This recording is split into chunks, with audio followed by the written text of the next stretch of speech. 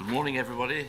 Today's proceedings will be broadcast on the live link, but only after 10 minutes have elapsed. Those with mobile devices may use them, but only to report what they hear in the hearing room after 10 minutes have elapsed. They may not be used for recording or photography. Now, I say one thing about this week's hearings. We will hear one witness only. We will hear him tomorrow and Wednesday. If it goes into a fourth day, Thursday, for reasons that I will explain briefly in a moment, we will sit on Thursday afternoon rather than Thursday morning.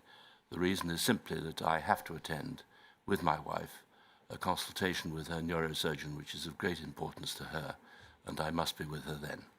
My apologies to all for the inconvenience that that may cause you. Yes.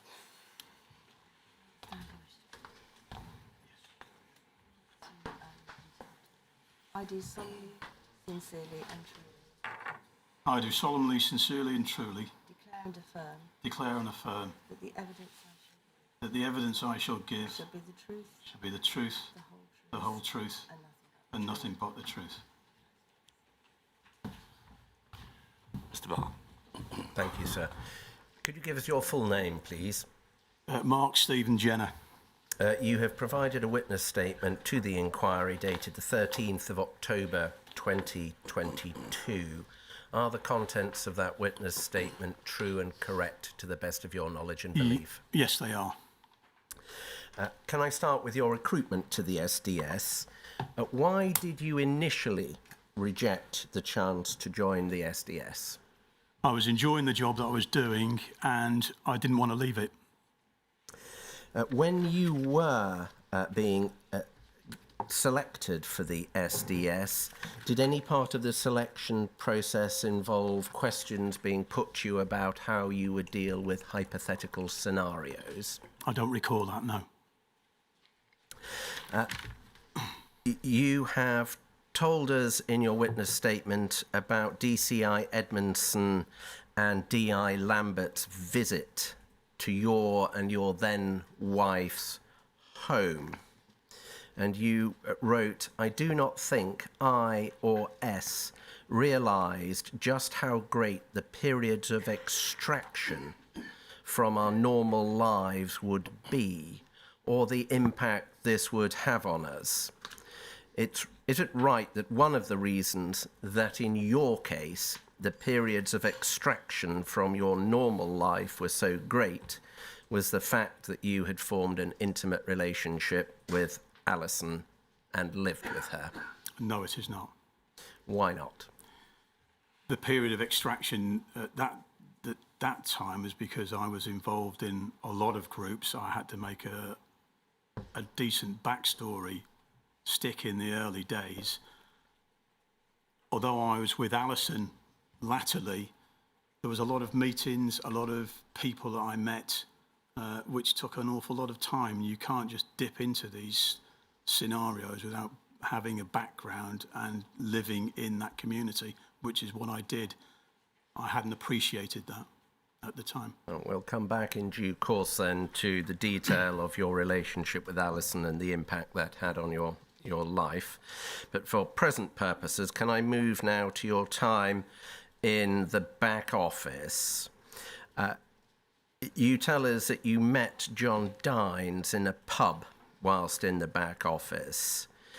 Can I ask you to help us with whether or not there was any mention of sexual relationships during that conversation? No, there was not.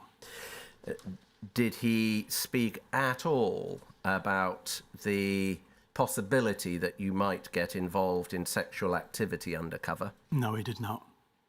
Did he speak to you at all about Helen Steele? No, he did not. Did he speak to you at all about himself having got involved in a sexual relationship? No, he did not. Did he speak to you at all about having a second cover identity? No, he did not. Was it suggested to you by him or anybody else that it might be a good idea to have a second cover identity? No. Did he speak to you about sharing accommodation with activists? No, he didn't do that either. What did he speak about? I'd never met the man before. It was D.I. Lambert who suggested that I go and speak to him he was a respected ex-SDS officer. And at the time, I can't recall exactly what date it was, but I wasn't sure exactly which group I was going to. So it was just really to get it from the horse's mouth that wasn't D.I. Lambert to see what life in the SDS would be like and how I might fit into it in very general terms. But as I say, I'd never met the man before. We understand that you also spoke to Mr. Coles, Andrew Coles. Yes. And that, according to your witness statement, that conversation did cover sexual activity undercover. Yes, as I recall it, yeah. Can you tell us what you recall him saying on that subject? I can't remember the details of it, but it was in a general... I mean, I'd known him before SDS, and he, at that time, I think it was before my actual deployment, when I was in the back office, he was a senior SDS in terms of longevity. He was warning about the drugs, sex, and all of these sorts of things, which, of course, in my position in the back office then, yeah, okay, not really appreciating that that was the reality, and really until I got involved fully as an undercover officer, I didn't appreciate it. What did he say about drugs? He said that drugs were inevitable. This is, I'm paraphrasing here, were in inevitability, and you had to be very careful because you could potentially be not in control of your faculties. That was it. It was a warning, really. At that stage, had you ever taken cannabis? No. Did you do anything to prepare yourself for the inevitability of taking drugs? No, I didn't. How would you do that? I didn't know. What did he say on the topic of sexual activity? Obviously, you're a single person and you'd come into contact with, there'd be female advances and you had to deal with them.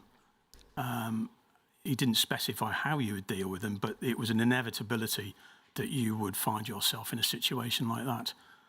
Again, I didn't really appreciate the full implications of that at the time.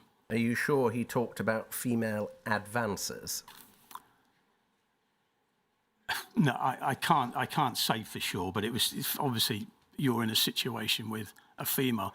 There was no, in my recollection, there was no mention of making advances to females in order to facilitate, a sexual liaison. But that's how I remembered it to be. You used the verb warning when you first answered my question about sexual activity. Was it phrased as something bad? No, I don't think it was. When I say warning, be very aware of it. It wasn't that at all. It was, this is something you need to be aware of. Was it preparing you for an expectation that you would be involved in sex and drugs whilst undercover? Preparation, yes, probably, but in the sort of very lightest sense.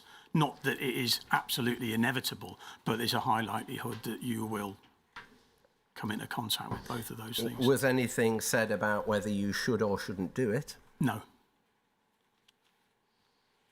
So I'm getting the impression it would be part and parcel of your deployment. That's as I understood it, yeah. Did he say anything about his own sexual activity whilst deployed? No.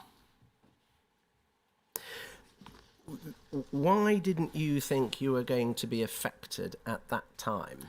Because I wasn't a fully immersed SDS officer.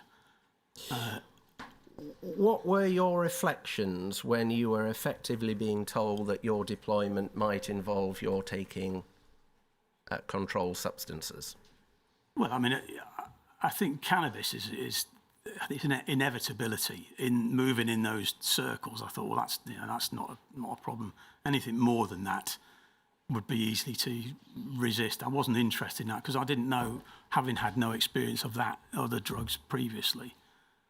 I think I didn't know how to react, and I was always beware of that. So that was useful advice, yeah. And sex? To be, what was the question again? Sorry about the... What were your reflections in the light of the conversation you'd had at that with time, Andy Coles? Yeah, at that time, I say, because I wasn't actually deployed as a fully fledged officer, I thought, well, okay, well, that's surely that's not gonna affect me. I wouldn't be able to get involved in that. It just didn't seem how I would imagine it to pan out. And why did you think that? Because I thought it was just something that just nobody was talking about, and I thought, well, surely you'd be able to avoid it. But that was it. That was all in my naivety. That's what I thought at the time. Did you think if it happened, it would be a good thing or a bad thing? I didn't think either of those things. If it happened, it happened. And obviously, trying to avoid it. That's what I thought at that particular time, yes. I'm going to ask for a paragraph of your witness statement to be brought up. It's document number 35283, page 12, paragraph 28, please.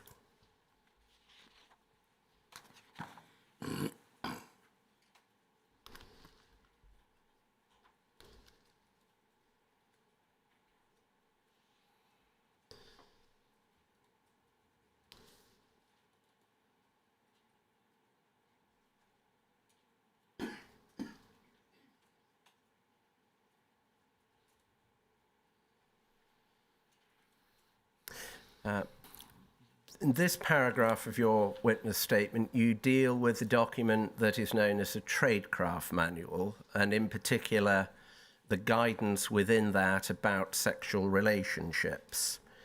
You will see that it sets out at the top of the paragraph the key passage from that guidance, and you stated that you remember reading that or a similar version whilst you were in the back office. You then go on to say that I interpreted the guidance by making decisions for myself, assessing the risks of getting involved in something or with someone against not getting involved. I felt that if getting involved was the only way to maintain my cover role and enable me to continue to provide information on my targets, then I was prepared to do so. Can you help us with when you went through that thought process? That would have been after I deployed. This statement is made years later, and I think on reflection, that is the process that I went through, recalling the guidelines such as they were and the steps I took later when I had the relationship with Alison. Can I be clear then? When you are in the back office and you read this guidance, what do you think? I didn't really think anything. These were general guidelines. And it was all covering all bases, essentially. And, I thought, well, okay, it just seems to be very sort of cut and clear, and very prescriptive, but I didn't really pay it much attention. It wasn't, certainly, it was a very general guidelines and something to be aware of, and that was it. Did you discuss this guidance with any other officer before you deployed? I had, the only time I would have remembering that, because I only saw the guidelines when I was in the back office, so it would be with either of the officers that I overlapped with, so they were subsequently deployed in the field, yeah. But it was just as a point, look at this, something about sex and all of that, which is always something to attract attention, but we just sort of noted and it was nothing special, but yeah, we spoke about it, and that was it. In what terms did you speak about it? I can't remember. It was something that I don't think any of us, or whoever I was speaking to at the time, could really, bring to life. It was just a word in a statement, in a guidelines. Be aware of it. then yeah, whatever. Same. There's no thought really It's behind quite it. a significant thing, isn't it, to have sex with somebody in a false identity? Well, you may say that, yes. With the benefit of hindsight, it was necessary. And we'll come back to that later. But on the question of what you might have to do undercover, did it not strike you as quite startling that you might have to have sex with a member of the public in No. your undercover identity? It wasn't, because I think when I knew the area that I was going to be deployed in, that wasn't, there were other things that concerned me more, not sex. In the conversations you have with your colleagues about sex in your undercover identities, is the sense that it's a good thing or a bad thing? Neither. I think it was an inevitable thing. It's not good or bad. I mean, I suppose everybody dealt with it in their own ways, but it wasn't something that we discussed openly. Any sense that some sexual gratification whilst on the job would be a perk of the job? No, definitely not. Are you sure? Not in my experience, no. You go on to say, I would say the wording is a very accurate example of the thought processes the field officer would go through when confronted with this situation. Why did you state that? Well, that was my belief at the time. I don't think anyone could prepare themselves in the way that it's set out in the manual to confront that particular situation. And of course, when you don't really bring it to mind at the time until you're actually confronted with that situation out in the field. And why is there a difference between the guidance, which says if you have no other option but become involved with a weary, you should have a fleeting, disastrous relationship, and your interpretation, which is to the effect that you make your own assessment, weigh up the pros and cons of getting involved, and if you need to do it to maintain your cover and continue to provide information, then you do it. This was written by Andy Coles, and it's all very prescriptive, and I don't know where he was in the SDS thing when the time he wrote this. It's very easy writing all this theoretical stuff, but it was never, that is not a blueprint for how you conduct yourself or what should happen. You're basically put in that situation and you can deal with it. If you're fortunate, looking at what he's written here, you might be able to say it's a disastrous or fleeting relationship. Absolute nonsense with experience, but at the time I wasn't aware of that. Can I take it then that you didn't pay much attention to Mr. Coles's thinking? No, I didn't. Not really, no. And did you speak to anyone at all about what your thinking should be? Was it prior to my deployment? Yes. On the matter of sex? Yes. No. So you went into your deployment thinking essentially it was up to you. Yeah, exactly. But no one, had anybody said to you in terms it was up to you? No. Can I ask you now about Peter Francis? Did you speak to Peter Francis before you deployed?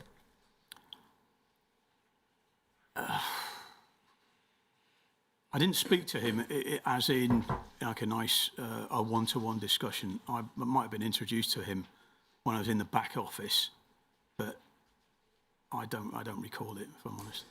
In particular, can you recall whether or not he spoke to you and gave you any advice to the effect that you should use condoms if you have sex with someone undercover? Francis never mentioned anything about sex to me at all.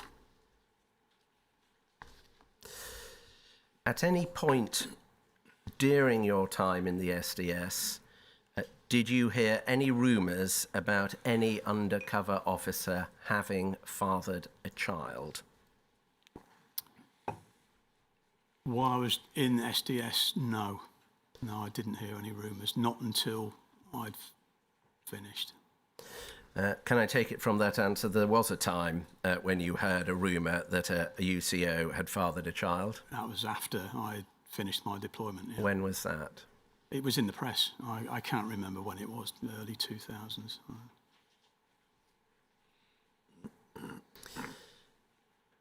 Can I move now to the question of your cover identity? You tell us in your witness statement that that was checked and approved by your managers. Was anything built into your legend to assist you to avoid sexual relationships? No, Why not? because it wasn't an issue. And how do you build something, you tell me how that could be done, and it may have been done. The fact was sexual relationships weren't discussed, particularly in that scenario when I'm building a legend. How on earth do you mitigate against something like that? You can't. You have to be a credible individual, and your legend is built around getting involved in the field that you've been directed to. Well, there are all sorts of ways of doing it, aren't there? You could have built into your legend a partner. Unsustainable. You could have built into your legend some past trauma that meant that you didn't want to form a relationship. Unsustainable. Did you give those questions any thought at the time, or are you now just expressing your view with the benefit of hindsight? I at the time, when, and this was later on, not at this time when I was getting my legend sorted out, I just thought both of those options, yes, you could have a girlfriend in wherever, or, be traumatised or whatever, but completely, yes, you might hold things off for a little while, but it was not sustainable. Let me be clear about this. Are you saying that you positively addressed your mind at the time to the question of whether you should build something into your legend to deter sexual activity? Not at that time when I was building my legend, no. Did you tell your now ex-wife about the previous practice within the SDS of using deceased children's identities to build cover legends? I can't remember speaking to her about it, no, but it didn't affect me. But some of your colleagues who were deployed with you at the time were using deceased children's identities, weren't they? Yes. Her evidence to the inquiry last week is that you did mention it to her. Do you have any reason to doubt her? No, not at all. Why did you do that? Why did I mention that to her? I was quite open with her. When I was in the back office, I was basically working a 9 to 5, and I told her about what was going on in general terms. And how widespread was knowledge of the practice? Outside of the SDS, it wasn't known. I wasn't aware of it until I joined. But in terms of sharing that practice with your wife, can we take from that it was an open secret, or was it a case that you were breaching security but with someone you trusted? Not at all. I think the importance of... There's a big thing made about people being in a stable relationship, married preferably, before going into this job. So I couldn't expect her to be cut out of things that were of interest to me at that time. Obviously that changed later on, but at that time, no, I was quite happy to confide her. There was no issue of it being kept top secret because she was part of that SDS family at that particular time.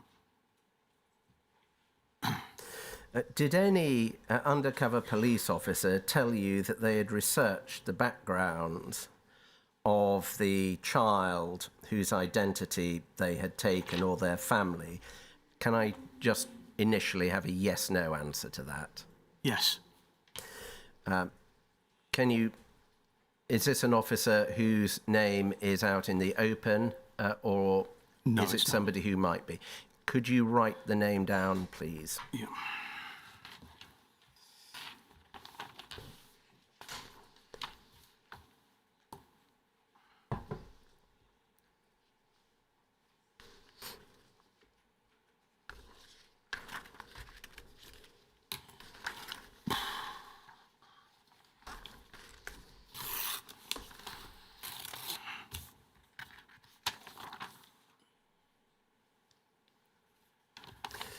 If that post-it note could be shown first of all to the chairman and then to me, please.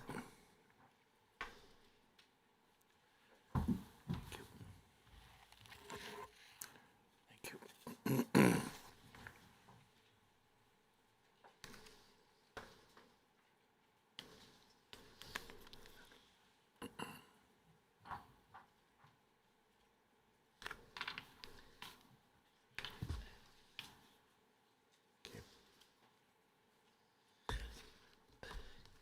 Can we take the document down from the screen, please?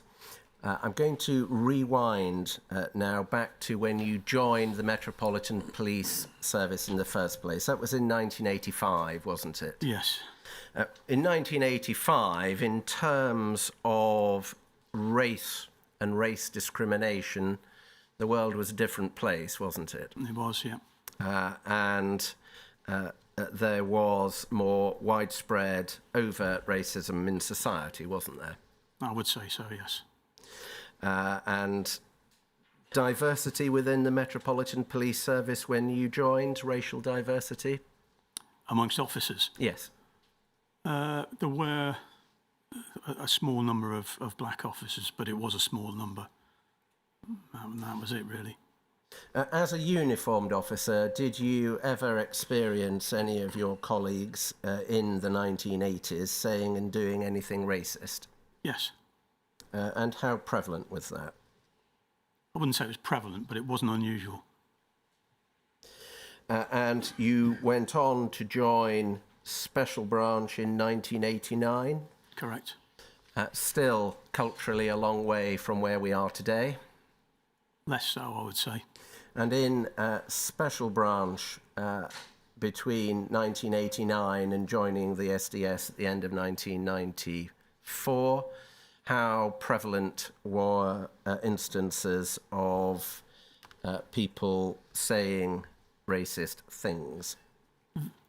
Very, very rarely, I would say, in my experience. You are painting a significant contrast between your experience in uniform and your experience in Special Branch. Can you help us as to why that was? Well, it's based at Scotland Yard. It's a different unit. They're not dealing with the public face to face as I was in Lambeth. So it was a very different. They were a different culture, basically. Does that mean they were simply not coming into contact with black people as often? No, there were black officers there, and of course there were inquiries that with black people in various guises, etc. But I think there was more discipline up there, and if anyone did speak nobody did. I can't remember anyone speaking openly in racist terms, or even on the side with me. Not in my hearing, no. Nobody saying any racist comment at all in a Special Branch officer in the 5 years you were there before joining the SDS? Not that I can recall. I can honestly say that, no. The work you did on Special Branch included a stint on C Squad, didn't it? It did. Dealing, amongst others, with Red Action. Correct. And you did some work on E Squad, which involved the Sikh community. Correct. Were there ever any prejudiced comments made about Irish people when you were working on C Squad with Red Action? I can't recall any, no. I can't recall any. Other than, sort of paddies or that type of thing, but not racist in the sense that we would know it today. And in terms of people from the Sikh community? Absolutely not, no. No. Was there a feeling that justice campaigns might be manipulated by groups from the far left? I think that'd be a fair assessment as I understood it at the time, yes. In fact, was that one of the important things that you were looking out for? No, I wouldn't say it was important things, no. What was the significance then of the possibility of manipulation of justice campaigns by far-left groups? Well, it was a DC back then, so you're dictated by what files are put in front of you to update, and you learn then about the different groups and the relationships and interactions between them. But at that stage, bearing in mind it was my first proper posting at Scotland Yard, it was very much a question of certain left-wing groups, obviously very keen to vie for public attention, and the best way of doing that is to jump on the back of a justice campaign. That was the sort of my understanding of it. And Special Branch was going to be alert to that happening? Yes. In order to do what? To be aware of it. I mean, we weren't in a position to do anything as such, other than where there's potential conflict between different groups, which could result in public disorder. I'm not talking large-scale riots here. This can be pickets, which can turn ugly outside of police stations or whatever. We had to be in a position to preempt that as far as possible. You were serving in Special Branch when Stephen Lawrence was murdered in 1993. I was, yeah. Can you remember the reaction within Special Branch when that happened? Well, I was actually on a surveillance team then, and there wasn't a reaction. I was too busy dealing with other things at the time, other than it was in the news. And that was it, really. Detective Chief Superintendent Bob Potter, was he ever in your chain of command?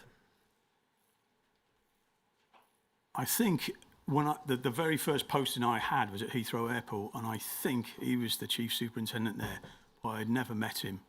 And obviously I knew his name, and I knew he had certain mental health issues latterly, just by rumour. I never met him, though.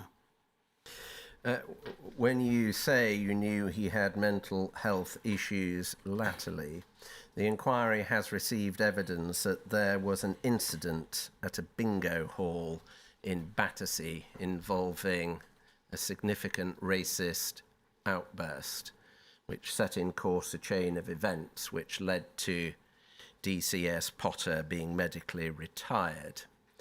Did you hear about that when it happened? No, I didn't, no. Are you sure about that? Absolutely sure about Mr. it. Francis's evidence to this inquiry 2 weeks ago was to the effect that news of this dramatic incident spread like wildfire. In his imagination, maybe it did. I can tell you absolutely, categorically, I had no knowledge of that whatsoever. A detective chief superintendent overtly racially abusing members of the public, is it your evidence that that was not part of Special Branch gossip? You remember, I was on a surveillance team. We were deployed all over the UK for all of that time. We weren't based at Scotland Yard. We were based in other premises. And so we were isolated really from the mainstream that was going on at Scotland Yard. But even the management in that surveillance unit that I was never mentioned it. I had no idea that was going on. Did you ever come to learn about it? Only when I heard Francis talk about it. HN 86, before you joined the SDS. Bear with me.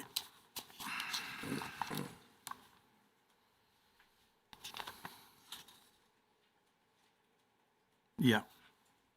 Before you joined the SDS, was he ever in your chain of command?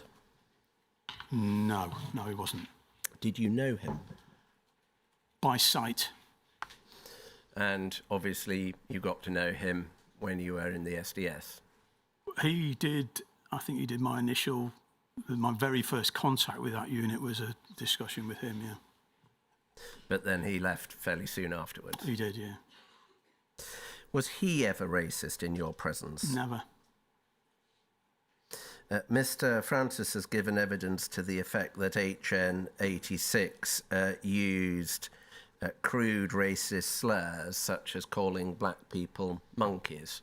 Did you ever hear anything to the effect that HN86 was prone to using racist language? Absolutely not.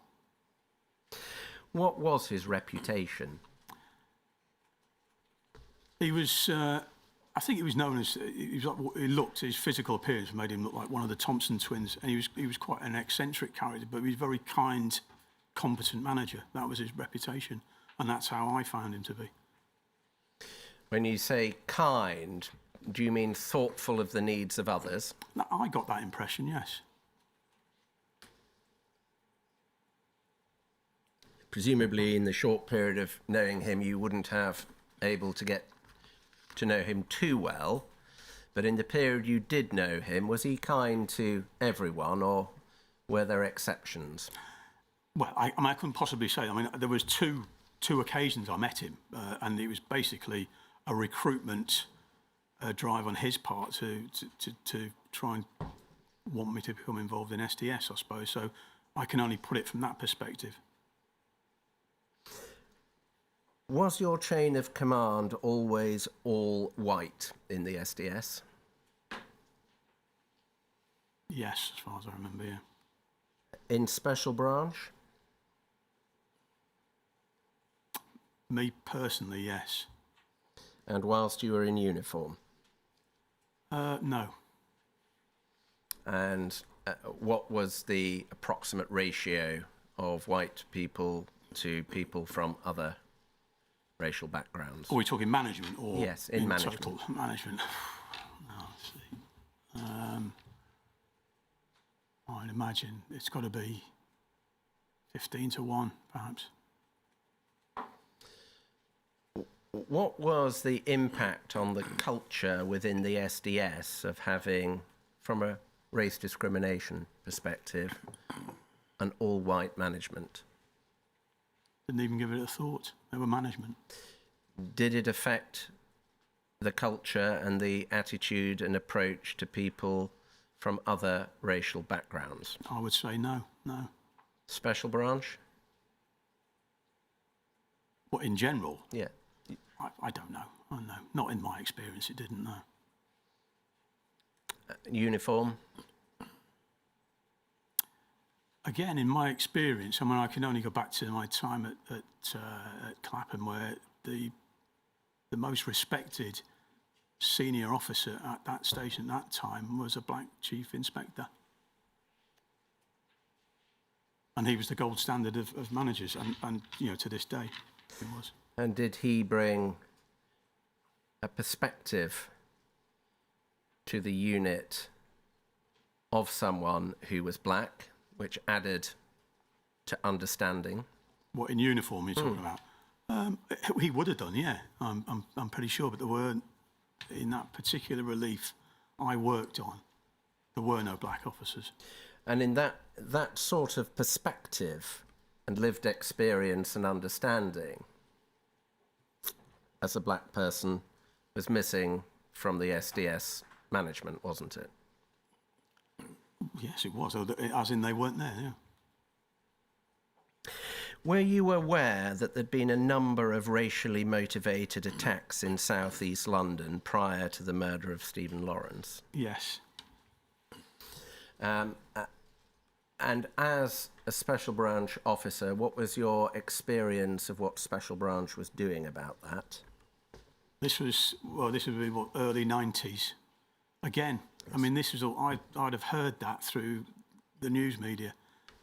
I was completely working on a different line of stuff under surveillance, so I had no real insight into what the reaction in Special Branch was, or what the action or the reaction to dealing with that would have been.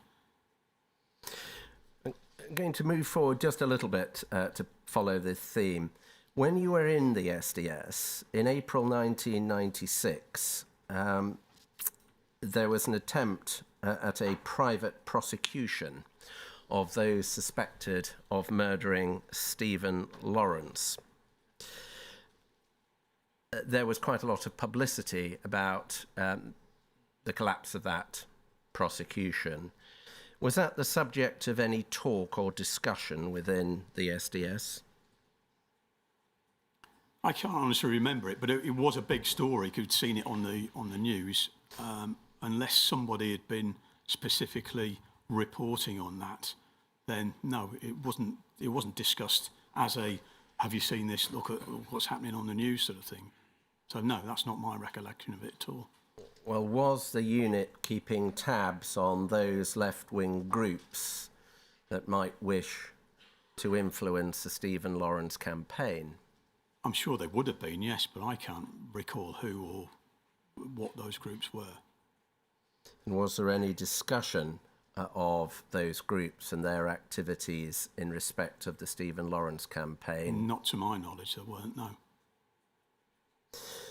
In February 1997, there was the inquest verdict, which predictably found that Stephen had been unlawfully killed by racist murderers.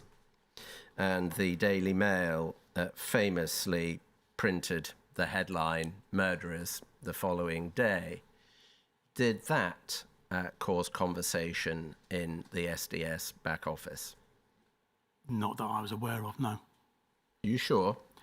Not that I was aware of. It may have done. I'm not saying it didn't, but not within my recollection, no. Was there an acceptance that the inquest verdict was correct? No, I don't think there was no discussion about it, and I can't remember either way what people's opinions were. There was certainly no collective opinion or conversation that I was aware of. Had there been any conversation up to that point as to whether or not Stephen was wholly innocent? Not that I remember, no.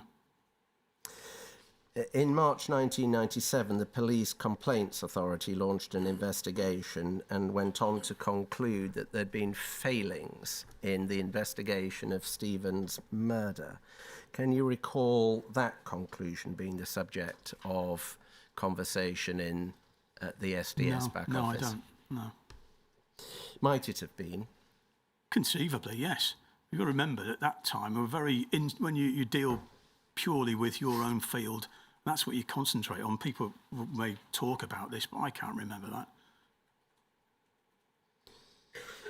Coming back to Peter Francis, did he or anyone else at the Safe House meetings ever discuss obtaining information about the Stephen Lawrence campaign? If they did, I didn't hear about it. Might they have done so and you not remember it now? No, I would remember it now. Obviously, it's a significant thing, and I've had a long time to think about that. And I do remember a lot of things, but I certainly don't remember that. Did anyone speak about obtaining any intelligence that related to Stephen Lawrence's family? No, not as far as no. Or Dwayne Brooks? No. When the public inquiry was announced in the summer of 1997, did that spark any conversation within the SDS? Not that I remember, no. Did you hear Peter Francis or anyone else talking about the Brian Douglas campaign? Yes. Can you help us with who said what about that? This you're talking about purely in the SDS office at that time? Well, I was aware of it myself through my own contacts, but I think Francis mentioned it because I can't remember what it was, but his group was asked to be involved in the stewarding side of it, as was the Colin Roach Centre at that particular time. So yes, we would have discussed it. And what sort of discussions would have been had? Well, at that time, it was. I think there was a big demonstration being planned through.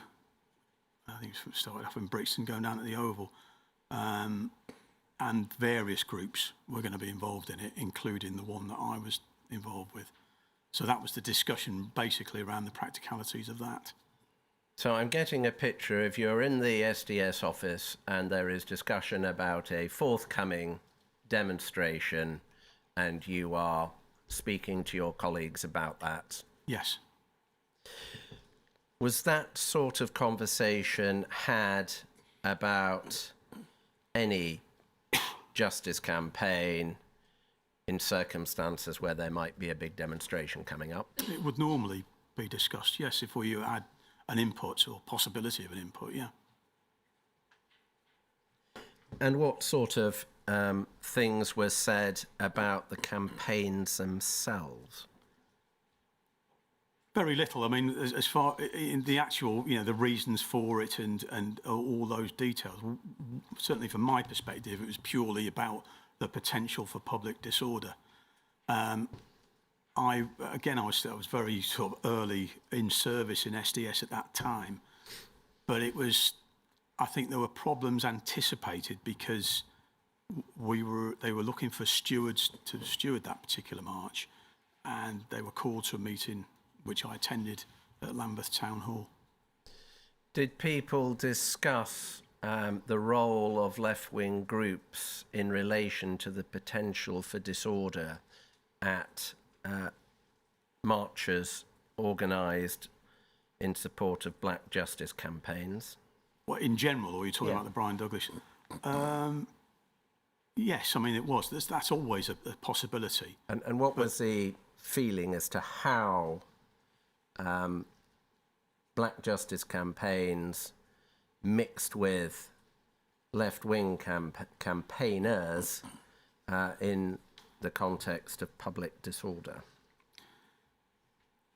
On the face of it, you think, well, the two like-minded groups are helping each other, but there's always people on the fringes, and it's often the disguise or the language that's used then is we're fearing attacks by the police, so we're ready to be attacked by the police, and if that happens, they're going to retaliate. Well, of course, whatever your perspective is on policing, I think they don't go out there to deliberately attack people. However, there are people who readily attend the fringes of these large gatherings who will make trouble. The start of that answer was to the effect that you would regard the Black Justice campaign and the left-wing campaigners as like-minded people assisting one another. Can you help us with in what sense you mean like-minded people? Yeah, I mean, this is only my perspective of it, but certainly the Black Justice campaigns were quite the ones that I had. I mean, Brian Douglas's one was obviously my introduction to it all. They were very much, either family orientated or small community organisations, which obviously needed greater publicity and support, which some of the bigger left-wing groups could offer them. So, yes, generally the left appeared to be only too willing to get involved in it to try and escalate the publicity and, the push to achieve their aims of achieving the justice that they needed.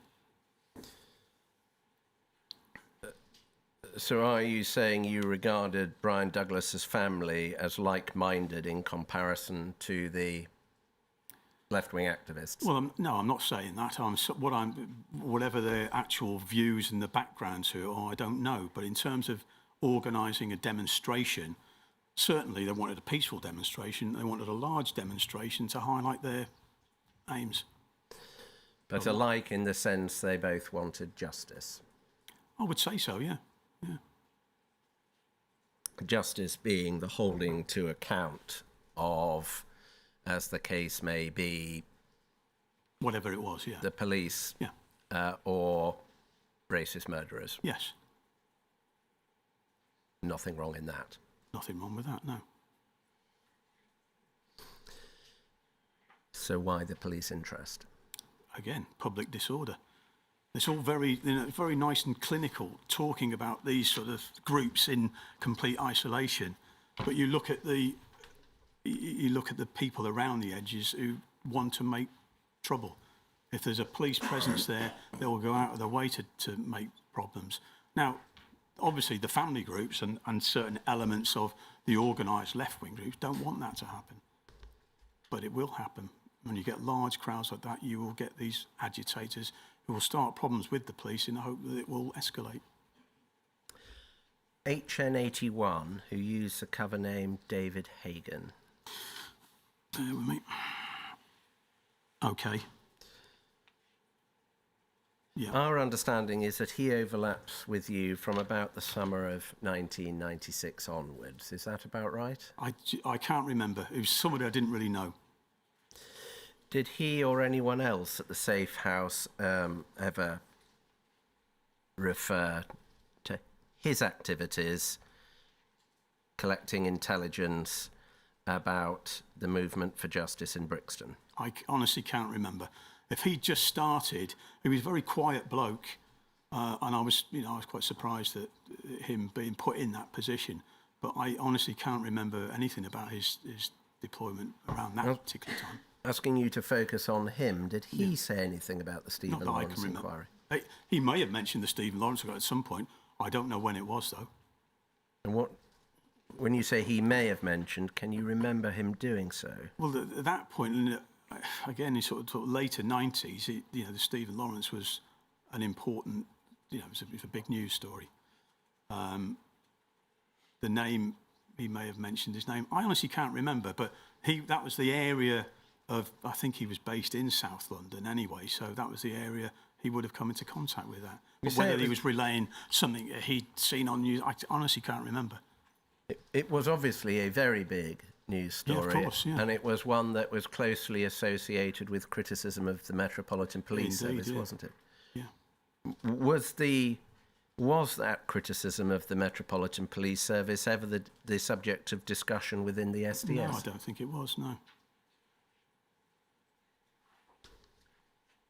Can you recall HN81 ever saying anything about speaking to Acting Detective Inspector Walton or anyone else about the Stephen Lawrence inquiry? At the time, no. When did you first learn of that? That was years later. Probably when I was back at Scotland Yard. Was anything said at the time about HN81 receiving praise from the Commissioner for his work? No, not to my knowledge, no. Where were you when you first heard the name Dwayne Brooks? I think I first heard it on the media. In relation to what? Into relation to Stephen Lawrence and the initial murder. I think was he with Stephen Lawrence when he was murdered? How was he perceived? By the SDS. By you and your colleagues? Well, he was just it was another racist murder in London. There was no perception of him at all. Was he regarded as the surviving victim of a murderous racist attack, or was that something that just wasn't considered? It wasn't considered, but that's in fact what he was. He was a surviving victim. I don't think he wasn't never mentioned in my presence at all. I say most of this I've read in the media. Did you ever hear Dwayne Brooks spoken about by your colleagues? No. Did you ever hear talk about Ricky Reel and the Justice for Ricky Reel campaign? The name is familiar, but I can't remember it, no. Of the Black Justice campaigns that you were familiar with, you've mentioned the Brian Douglas campaign. What were the other campaigns of that nature that you were principally involved in? For Black Justice campaigns? Without going through all my statements and report, I can't remember. Brian Douglas stands out because I had a role in, obviously, the stewarding role there, but the others I can't remember. I may have reported on them, but unless you tell me otherwise, I have no recollection of any others. We'll come to your reporting in due course. Okay. HN60. Can you ever recall HN60? I'll give you a moment to remind yourself who he is. Okay. Yep. Did he ever speak about what he was doing in relation to the Stephen Lawrence campaign? I didn't know he was involved in that area, no. When you... I'm going to come back to the question of the atmosphere within the office, the SDS office. Were there ever any jokes with a racial underpinning? No. Jokes about Irish people or black people or Asian people? No, not that I remember, no. Was there ever any racist language at all in relation to people of colour that the SDS was dealing with? The only time that ever was, I heard that, and that was a direct quote from another officer deployed, but he was quoting persons that he was deployed against. So is it your evidence that there was no racism at all within the SDS? No, not that I was, not in my presence, certainly not, no. How well equipped were you to detect racism in that era? I don't know what you mean by equipped. I mean, it's fairly obvious. If someone's being racist, then yes, it's pretty obvious to know that. But in terms of being equipped, Recognising overt express racism, the use of racist slurs, for example. Of course, yeah. Yes. But did you have an understanding, for example, of the difference between conscious and subconscious racism? no. Between direct and indirect discrimination? No, not at the time, no. Did you have an understanding of stereotypes? Not as we do now, no. During your time in the SDS, did you ever come to know of anyone making a complaint about racism? No. Special branch? No. Uniform? Yes, uniform is common. Complaints by police officers or members of the public? Yes. Oh, sorry, by no, members of the public or police officers. Complaints emanating from within the MPS about racism. Did you ever come across those? No.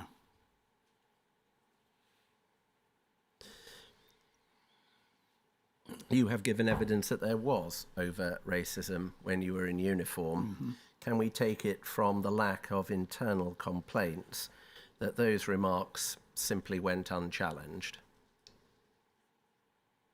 Yes, I think so. I think that'd be correct in saying that, yeah. Yeah, they were. Can we move now to your targeting strategy? So it's at tab B21 of your bundle. It's 735326.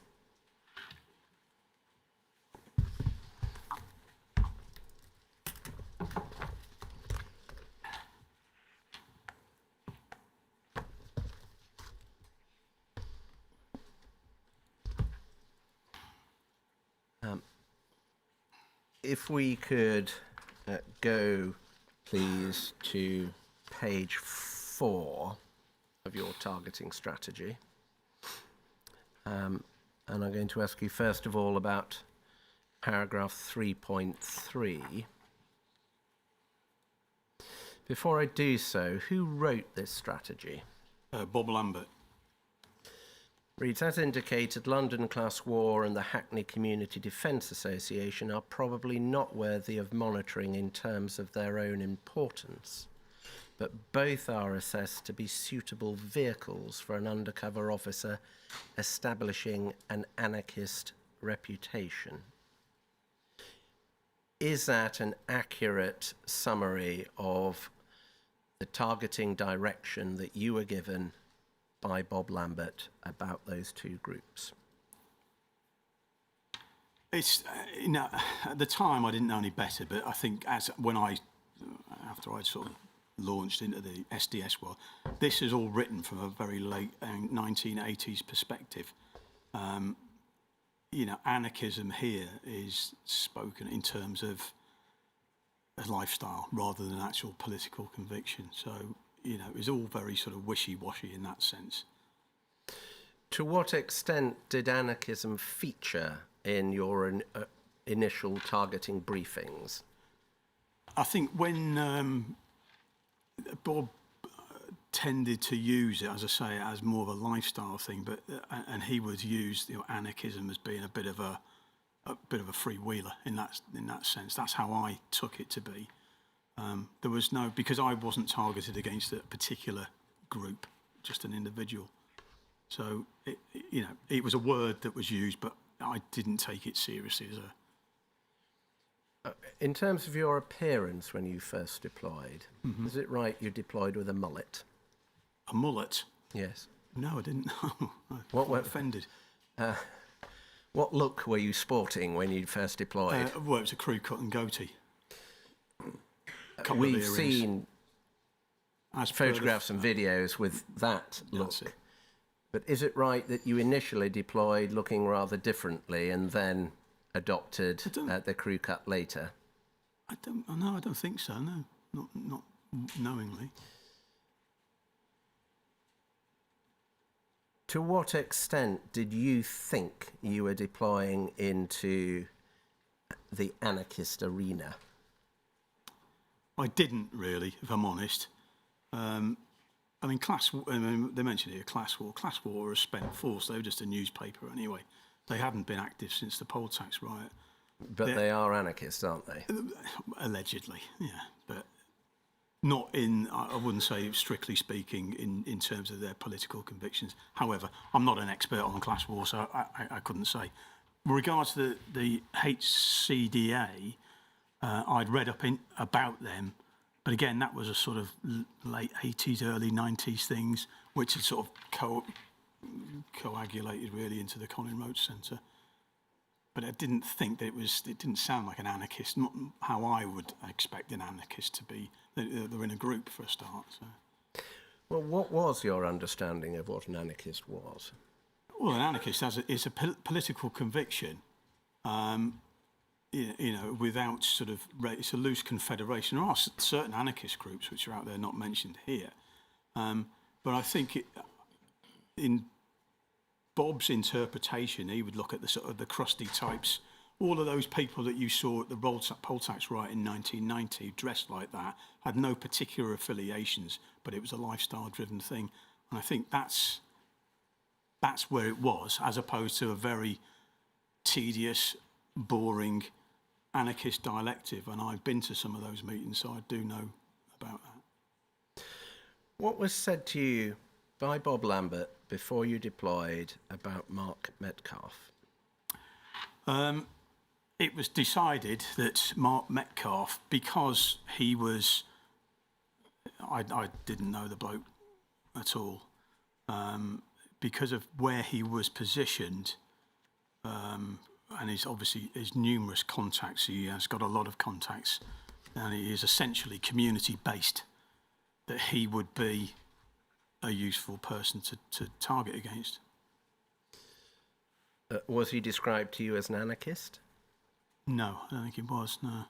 Well, if you are trying to establish an anarchist reputation, as paragraph 3.3 says, what is the significance of Mark Metcalfe to that? Because, I mean, HCDA is in that same paragraph there, which were part of the organisation in which Metcalfe was running at the time.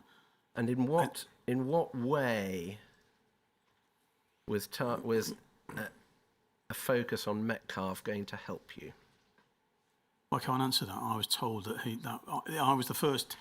This is how I recall it. I was the first person to be targeted against an individual as opposed to a group or an organisation, which had happened before. And did Bob Lambert actually say that? Yes. In a meeting about targeting? Yes. And did he explain to you why that groundbreaking approach was being taken? I think his point of view, from my recollection, was that, the days of these sort of specific groups, like militant Labour, the ANL, they're just great, big, huge organisations which, if anyone's joining, you're just a foot soldier there. You're not getting any real useful intelligence other than what anyone else could get. Whereas you're going to an individual who is actually at the hub of a lot of potential sources of intelligence. And he was right. Because he was a community-based activist. Correct. If we go back to page 2, please, in paragraph 2.3.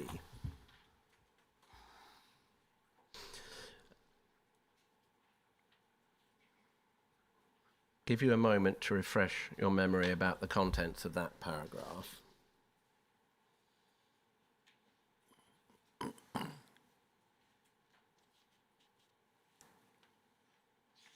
Okay. Yeah. Does that accurately sum up the thrust of your targeting strategy? Except in relation to Norman Blair, who I never met, and I had until I'd actually read this a couple of weeks ago. I didn't even realise he was on there. Never met the bloke. What I'd like to understand is, were you told to go and get close to people like Norman Blair and Mark Metcalfe, and then what you actually did was get close to Mark Metcalfe? No. Or were you only told to get close to Mark Metcalfe? Only told to get close to Mark Metcalfe.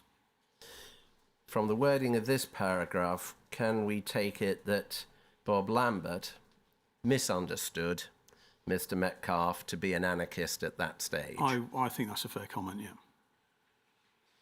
And is the list of campaigning activity set out in the second half of that paragraph an accurate summation of the sort of activity you were to take an interest in? I think it's covering every possible angle there, but it's the general flavour of community activism. I mean, the Criminal Justice Act, I think there was a big demonstration before I went out, but I had nothing to do with that. So he was basically drawing on a very broad range of areas, which, to cover himself in this report, really. But. And so we'll come in a moment to the perception of the HCDA, but can I take it that Bob Lambert, when instructing you, understood, or again we may turn out to be misunderstood, the Hackney Community Defence Association to be at the hub of campaigning activity? I think that's probably... They may well have been 5 or 6 years previously when he was active, but not at the time, no. Can we go back to page 4 and to paragraph 4.3, please?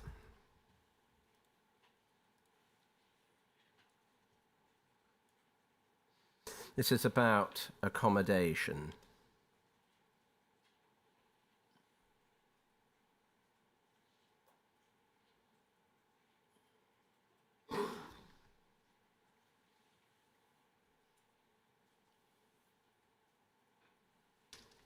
Mm-hmm. Does that accurately sum up the direction you were given about cover accommodation before you deployed? Yes, I think, that's Bob's understanding of it. But, was anything else said on that subject before you deployed? No. And you did, in fact, get yourself a bedsit, didn't you? I did, yes. A particularly Spartan. It was particularly Spartan, yes. And the reasoning given here for adopting this strategy was to avoid the difficulties of residing permanently in a squat. What were the perceived difficulties of residing permanently in a squat? I had no intention of residing in a squat. I think that, again, Bob dug this out again, anarchist squats and all this sort of thing. Yes, I mean, Stoke Newington had there were a lot of squats and a squatting activity around there in the late 80s, as I recall, but it was never going to be an issue for me in that respect, so I didn't really pay any attention to that. But why didn't Bob Lambert want you living in a squat? I think, because I think you put yourself into a position, you can't... I don't know why he's written that, but I'm tightly against Mark Metcalfe, who's a pretty straight sort of person in his lifestyle, to live in with a load of crusties in a squat, and you're not going to get anywhere with that. We have to look at this document through the prism of D.I. Lambert's understanding or Indeed, misunderstandings at the time about Mr. Metcalfe and the HCDA. What I'm interested in is whether you are being advised not to reside in a squat because they are squalid or for some other reason. I just to be squalid, and what sort of you're sort of limited to what you can do when you're living in a squat, intelligence gathering wise. And you are living full time with other activists. There is that. Yeah. Was that regarded as problematic? Not at the time, no, but obviously there were potentials for that. When you say not at the time, what's the basis for asserting that? Because well, the way he's written it here, there's you're living with amongst other people.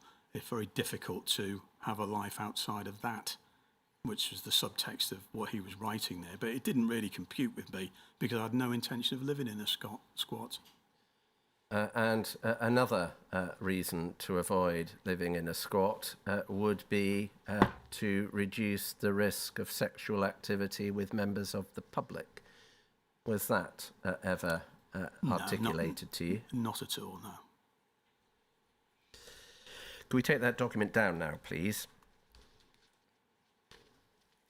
Can you help us with the research you did in the back office before deploying? First of all, did you do any research about class war? Probably read the files, yeah. Hackney Community Defence Association? Again, read files, yeah.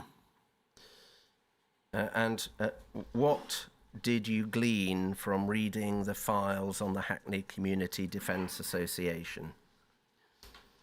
I can't remember the details. You just get familiar with who's involved with it, what their general aims were. That was what it was. But you were reading the file out of context, so I was looking at it, really familiarising myself with names of people who may be involved with it and still come across. You obviously became very familiar with the Hackney Community Defence Association. Can you help us with whether the file accurately reported on what HCDA was doing, or whether it misunderstood the association? I can't remember that. I mean, it's a file that was years old as well, so I can't remember that specific details now.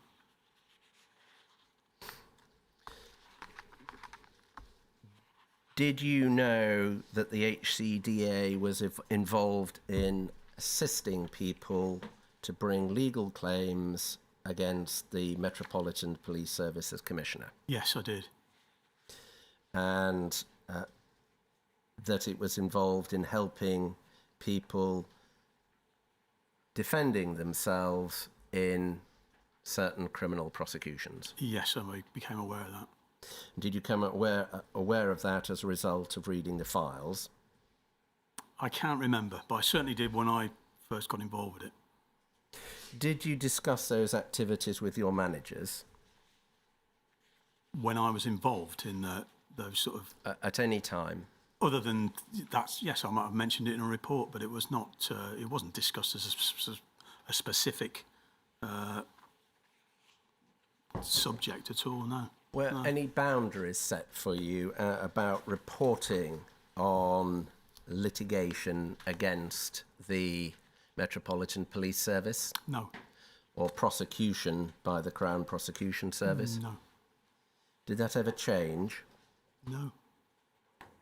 Was it regarded as an issue at all, reporting on that sort of thing? I don't recall it was, no. Were you ever tasked in relation to a particular case to find anything out? No.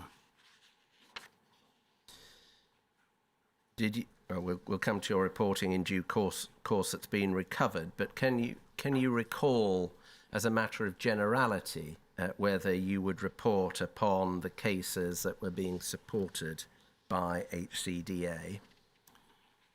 It depends. I mean, all this information that I got in relation to HCDA, I mean, my recollection is that those meetings where they had solicitors coming in and happened in the daytime where I was working, so I didn't have any sort of direct experience of that. All the information I got was directly from Metcalfe. He may have said, "Oh, we've had someone in that complain about this or whatever," and that was as general as that, and I reported it.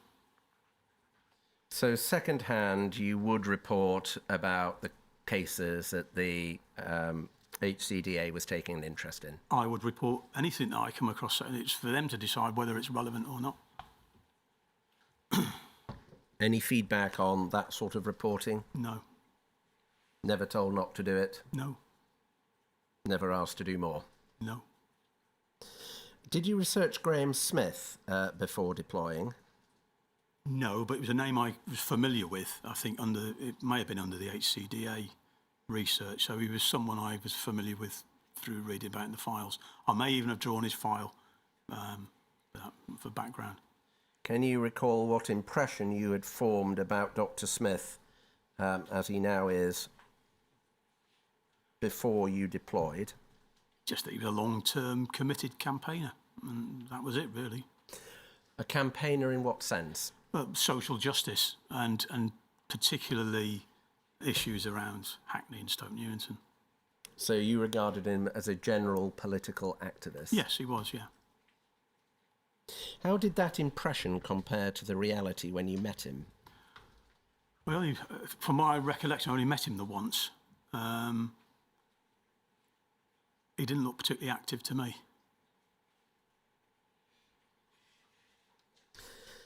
The Defendant's Information Service, did you learn anything about that before you deployed? Never heard of it until I deployed. When you did begin to learn about it in your deployment, did you know that there was a dispute between it and the Metropolitan Police Service about data protection? No, I didn't. Did you know that they'd been burgled in December 1994? If that refers to an office, their previous office, I remember reading that article. It was in the Time Out magazine, if that is the same incident, and there was graffiti or something left on the wall. Is that reading Time Out in your work capacity or in your private capacity? No, that was in the work capacity, because I was in the back office then, and I thought, I did think, Christ, that's really bad timing for me, that's come out there. You know, that's why it sticks in my mind. Why was it really bad timing? Because I was going to be targeted into that group just after they were now saying that the police had broken into their building and graffitied certain words. I can't remember what they were now. I thought, well, you know, it's going to be more difficult. Yes or no answer. Do you know who burgled the premises? No, I do not. Did you know that the Defendant's Information Service and what it did had been featured in the media other than through the Time Out article? No, I didn't. Did you research the Colin Roach Centre before deploying? I did, yes. And what was your understanding of the Colin Roach Centre as a result of that research, putting aside what you later learned? That they were certainly active. Mark Metcalf was very much at the centre of that, and by often in these files they're mentioned if they're involved in various pickets, group demonstrations. They seem to be quite active right across the spectrum of things. So were you aware that they were involved in the Trevor Monaville campaign? I can't remember being aware of that before I deployed, no. Were you aware of Operation Jackpot? If you need, I can prompt you. That was the investigation into corruption and drug dealing at Stoke Newington Police Station. Not before I deployed, I wasn't, no. Were you aware that the Colin Roach Centre was involved in campaigns, police accountability campaigns, relating to the conduct of police officers at Stoke Newington Police In general Service? terms, I was when I had deployed, but not before.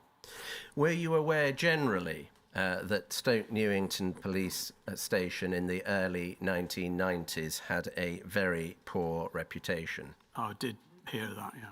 Was that common knowledge within the Within the Metropolitan Met Police, yeah, generally, yeah. And what was the thinking? They've got a lot of problems. Was the thinking they're coming in for a lot of unfair criticism, or was the thinking this is a terrible police station that needs sorting out? I don't think there was either of those things. It was something that was obviously pretty damning, but it was just another incident of police activity in the media. So we didn't give it a lot of thought, to be honest. Was it right that by the time you deployed, it was well known that some of the allegations against the officers at that police station had been made out? I only became aware of any of this when I deployed. In your research before deploying, did you take any steps to understand the community in Hackney that you would be deploying into, and in particular its racial diversity? Not specifically, no. Did you discuss the sort of political campaigns that the CRC was involved in with your managers before deploying? Probably in passing, yeah, on the basis of what I'd read in the files. Well, in passing, if these campaigns are the campaigns you're supposed to be getting intelligence about, presumably you would have discussed what was required from your managers, or did you already know? Well, I already knew, and of course, from their point of view, is we put you in here. Here's Mark Metcalf. Get close to Mark Metcalf, and you will have access to all this intelligence from whatever groups are involved with. That goes without saying. That was the expected thing. You hoover up everything. You've stolen my next question. Did you speak to any of your former UCOs about these groups to get background before going in and these campaigns? I did actually speak to one, but that was to get a bit of background on class war. That was in very early, before I didn't know much about them at all. But that was the only time. Was there any consideration by you or instruction from your managers about Irish-related matters at this stage?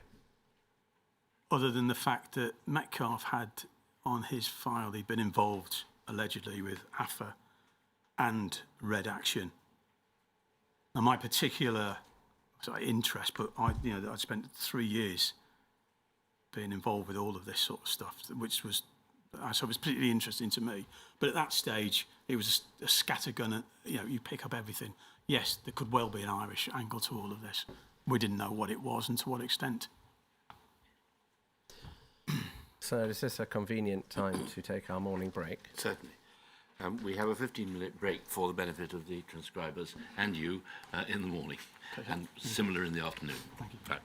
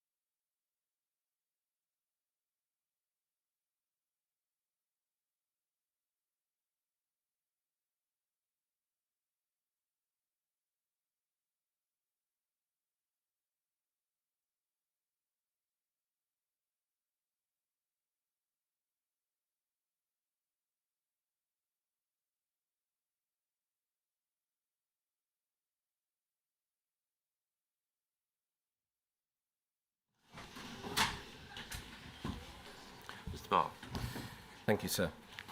And I'd like to move now, please, Mr. Jenner, to your first meeting with Mark Metcalfe, which we believe occurred on the 18th of March, 1995, at a Trevor Monaville campaign event. Does that ring bells? Is that the Halkivy Centre? Yes. I do. This was an event that followed Trevor's death, wasn't it? I believe so, yeah. There was also a vigil. Did you attend that? I remember standing outside of Stoke Newington Police Station, just to have a look, and before going into the Halkivy. So I wasn't actually involved in that vigil as such. When you say you weren't involved, could you be more precise? Well, I about didn't go factually- there with the intention of standing amongst them and looking at this particular vigil. I turned up. I think yes, the vigil had been advertised, but because I was on my own, I just stood outside to see what was going on, and then I went into the Halkivy Centre. And there may be some semantics going on here. Is the reality you were present? Only for a short time, yes. I don't know how long the thing went on for, or well, I can't even remember if there were speeches or whatever it was, but there was a crowd outside the police station. And are you sure it was the police station? In my mind, it was. Now you've said that, you're putting doubt in it, but I thought it was the police station. It may not have been. Because there was a vigil at the spot where Trevor was murdered. I don't know where was that. Is that near the police station, or I don't know. Did you give any consideration to whether it was appropriate to attend the vigil of a man who'd been murdered, whose family were running a campaign against the police and were grieving? No, because it was a prequel to a big public meeting. And so can I take it that you were attending as part and parcel of your cover? Correct. For any other reason? No. And in terms of the event that went on afterwards, presumably there was a reason for going to that. To the actual meeting, and Yes. yes, of course, because he was there And the purpose of that was? to meet Mark Metcalfe. And you introduced yourself to him? Yes. Told him that you were interested in black justice campaigns? I can't remember what I told him. But would that have included black justice campaigns? Not necessarily so, no. Well, you were at a Trevor Monaville campaign event. It would have been natural to say you were interested in the Trevor Monaville campaign. Well, yeah, I think I can see what you're saying there, but at that stage, this was my first dip into the SDS. I knew he was going to be there. There was various stalls for various things. So my main purpose was to go there as a member of the community, I think I was. So I was living around the corner at the time. So that's what it was. Why did you choose that event? Because I was told that they would have a presence there, and it was a public event, and I could get talking to him then, which I did. Did you report on that? Yes, I did. Can we go now, sir, in Volume 2, Tab C1, to document number 740409?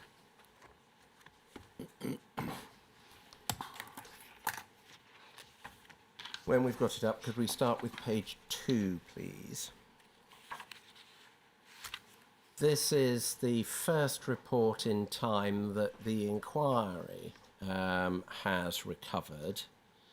I understand from your evidence, though, that you had been reporting before this. You've told us about a couple of things you reported on. Could you help us more generally? What sort of things were covered in that early reporting that we have not been able to recover? Well, it would have been anybody who I'd met at the Colin Roach Centre, whose name was, Metcalfe introduced me to various people, this individual here being one of them. But it was that, really, everything that I was introduced to, the things that they did, I'd report on all of that. I didn't know what was relevant or who was what. There was just names or organisations, and I just reported on them. If we could expand the text of this first nominal pro forma, I'll give you a moment to refresh your memory.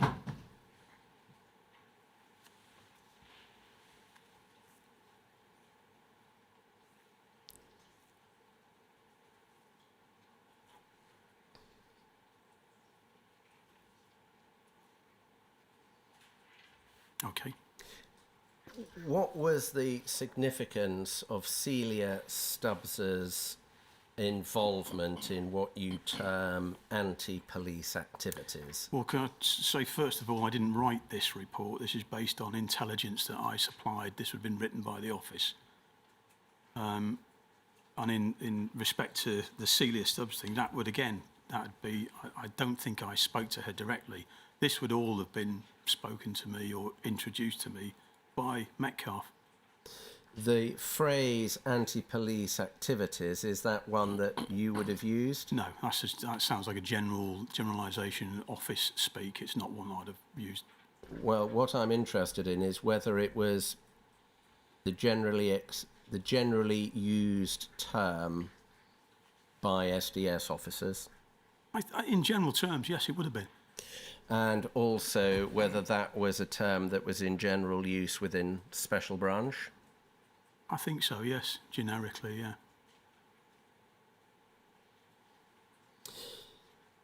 Can you help me by putting into context what the SDS's interest in anti-police activity was? Again, it just goes down to the scattergun approach. The anti-policing things, by definition, had, again, I was looking back to the likes of the poll tax riots, and also it wasn't particularly anti-police. It turns into anti-police. Any of these different, certainly if there's action or police misconduct that conflagrates into a public order situation, and of course uniformed police are involved, then there is certainly potential for disorder, and it's on the basis of that this term has come into effect. So it doesn't need to be particularly, it can be a fairly innocuous event which could turn into a public order interest. Anti-police activity involves criticism of the police, doesn't it? Yeah, of course, that's, yeah. A bit more than that, I would say. But And was the, in what sense? yes. Well, yeah, everybody's critical of the police. But when it's an issue that involves so-called police violence, all of those other things, it takes it beyond that into wanting to do something about it, or certainly protest against that. You can, yes, there are certainly issues where that's justified, but also it can be used by others as an excuse to bring violence to the police. And that's what we were looking to avoid. So anti-police activity might cover campaigning? In certain respects, yeah. Litigating? I don't know. I wasn't involved in that litigation thing. I can see where your question is coming from, but I couldn't answer that. I don't know.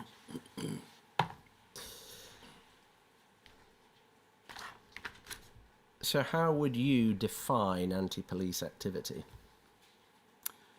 In the context of the SDS, Yes. I would say that it's activity against the police for specific reasons, which could lead to a public order situation that the uniform policing would need to know about. Special Branch? How do you mean special branch? Did they define anti-police activity No, I don't differently? think so. It was a generic term, really. The left-wing groups that the SDS was infiltrating and the Special Branch was studying often felt that the police were agents of oppression That's probably fair to say, yeah. as a result of their political analysis of the capitalist state. Yes, I would say so, yeah. So was there a feeling that activity that sought to undermine the police was subversive? No. I don't think so. I think, any police officer, this is the dawn of Robert Peel. You're expected to be criticised at every event. That's, that's different from actually organising violence against the police, I would suggest. Did you ever get any feedback as to the use to which your reporting on anti-police activity had been put? No, unless it was... The only time would be if there'd been an actual public order issue. I can remember one event, but it wasn't anti-policing as such. It was a different thing, but not specifically in the way that you've asked that question. No. Now let's look at the anti-police activities that you go on to describe in this paragraph. You say, currently involved with the Colin Roach Centre, particularly its anti-police activities. She is a regular contributor to the thrice weekly advice sessions at the Colin Roach Centre, where her experience of community politics and criminal law are much valued by Mark Metcalfe and Graham Smith. So the nature of the advice that was being given at these sessions, can you help us with that? Well, I'm assuming I was never a party to this. It would be people who had complaints against the police or local people who had particular issues with a specific police officer or some action or whatever it was. So giving advice to people who are making complaints against the police, anti-police equals anti-police activity. As I understood it, yeah. And there is nothing unlawful about doing that, is there? No. It goes on, Stubbs is participating in the recently started self-defence classes organised by the Hackney Anti-Fascist Collective. Are you able to help us with the nature of these self-defence classes? Yeah, it was, I think this was another Metcalfe initiative and another individual at the centre who was... I think he was a sort of karate expert or something, and it was it was more of a social thing. But we used to go to a gym and do a bit of self-defence classes. That was for men and women at the centre. Mr. Metcalfe's evidence was to the effect there were quite a lot of women who attended the Colin Roach Centre, and he wanted them to be able to defend themselves. Is that fair? That's a fair point, yeah. And is self-defence an accurate description of what they were? Yes, I would say so, yeah. Can we zoom back out, please? And if we look at the paragraph which is to the right of orgs, this reads, Colin Roach Centre, CRC, formerly the Hackney Community Defence Association. Can you help us with why you wrote that? I didn't write that. Can you help us with what your understanding of the Colin Roach Centre was as at May 1995? As I understood it then, they were all one and the same thing. It was like an umbrella organisation for all these different interests that Metcalfe had put together, and I think that was the first time that anyone had spoken to me about the HCDA in relation to that. But it was all part and parcel of the Colin Roach Centre at the time. And what understanding did you eventually come to about the relationship between those two organisations? I just thought they were one and the same. Metcalfe was at the centre of everything, but I didn't sort of split the differences. I just reported on whatever was mentioned. If they were mentioned in a particular by him in relation to something, then I'd mention them. But essentially, it was all one and the same. Would you take any issue with the proposition that the Hackney Community Defence Association was involved in police? What it did was police accountability work. From their point of view, yes, I suppose that's what they would have done, yeah. Whereas the Colin Roach Centre was a setting at which there was a much more wide-ranging spectrum of political activity going on. I honestly don't know. I really took that from a practical point of view. It was all one and the same, but obviously the policing, the legal advice and stuff was in this. It looks as though it's a different part of it, but the reality was it was all one and the same organisation. Hackney Community Defence Association, not an anarchist organisation. Well, I certainly wouldn't describe it as that. No, no, Dr. Smith, not an anarchist. no, definitely not. No, not in my estimation. No. Mark Metcalfe, committed to democratic centralism, Yeah, I would say so. Yeah, he was. the antithesis of anarchy. Absolutely. How quickly did you appreciate that the leading figures operating the CRC and the HCDA were not anarchists? Pretty quickly. There were perhaps one or two sort of lifestyle, but certainly, political commitment. There's been one person who was a member of a different organisation, was the only one who I would describe as an anarchist politically, but not the others, no. And so to what extent were anarchists coming to the centre and participating in the political life there? Well, I can only think of one person. There may have been others there who were sympathetic towards it, perhaps as a counterweight to the Marxist route that Metcalfe was intent on. But I wouldn't say there's this stream of anarchists wandering in and out the office. No, I only really know of one person who was involved in an actual anarchist group. Could you move to page 1 now, please, of this document and expand that left-hand page? This is the accompanying minute sheet. There is, I'll give you a moment to have a look at it, but what I want to ask about, once you've familiarised yourself with the top, and for my purposes what's significant is it records 2 copies being sent to the security service on the 2nd of May. Mm-hmm. If we move then to the bottom, we've got an annotation by DCI HN 58. Are you able to help us with the meaning of what is written there? It seems to say Detective Sergeant Tiddy to see, something to note, comp to note. What does that mean? So this is not out of my pay grade, but my understanding of that, comp to note, is that's a recording in special branch files. It's a note. And then it says SBR to note. Special branch records. And then PA we understand to be put away. Okay, I didn't know that. So that explains the internal special branch disposal of this report. Okay. In terms of the security service getting 2 copies, what was your understanding as to why the security service needed to know about Celia Stubbs's involvement in community politics in Hackney? I've absolutely no idea. I didn't know they were into. I haven't seen that minute.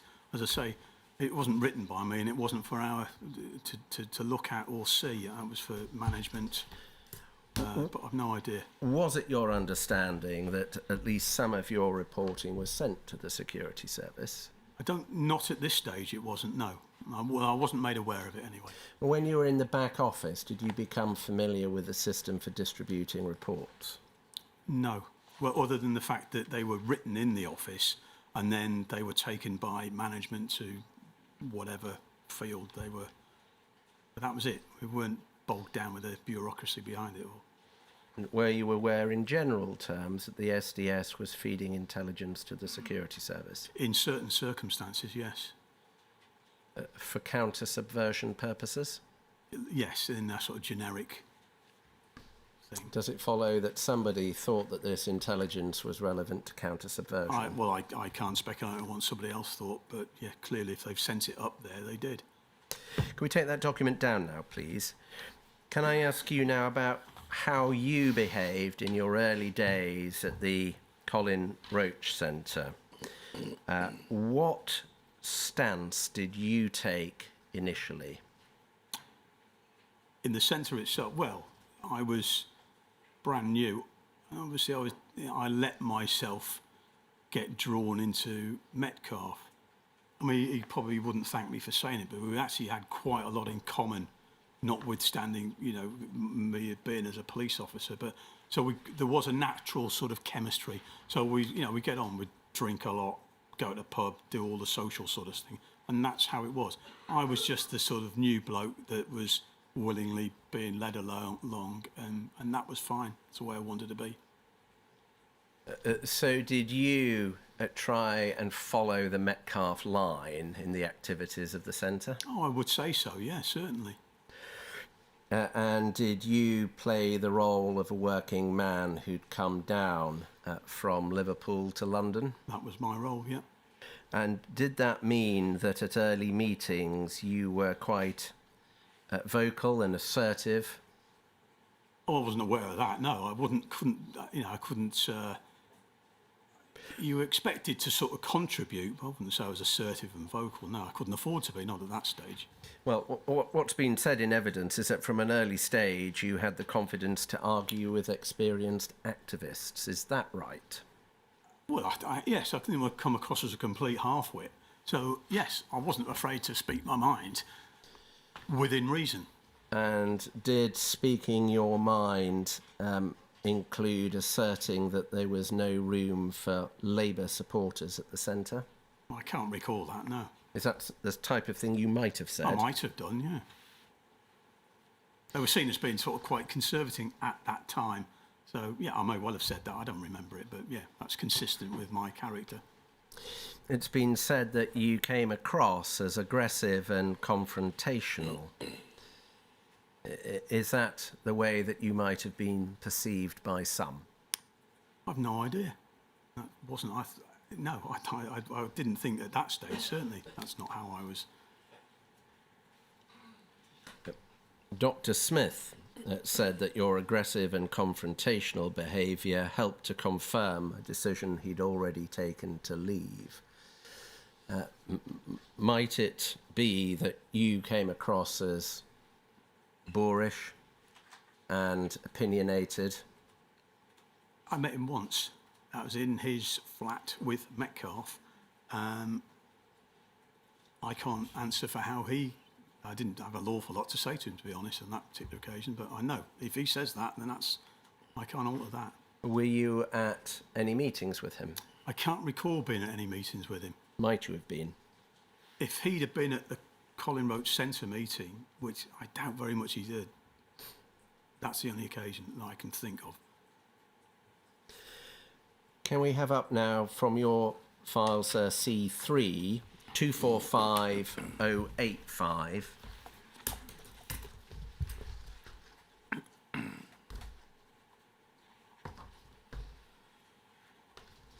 This is a report dated the 23rd of May 1995. If we could expand the text, please. I'll give you a moment to read that.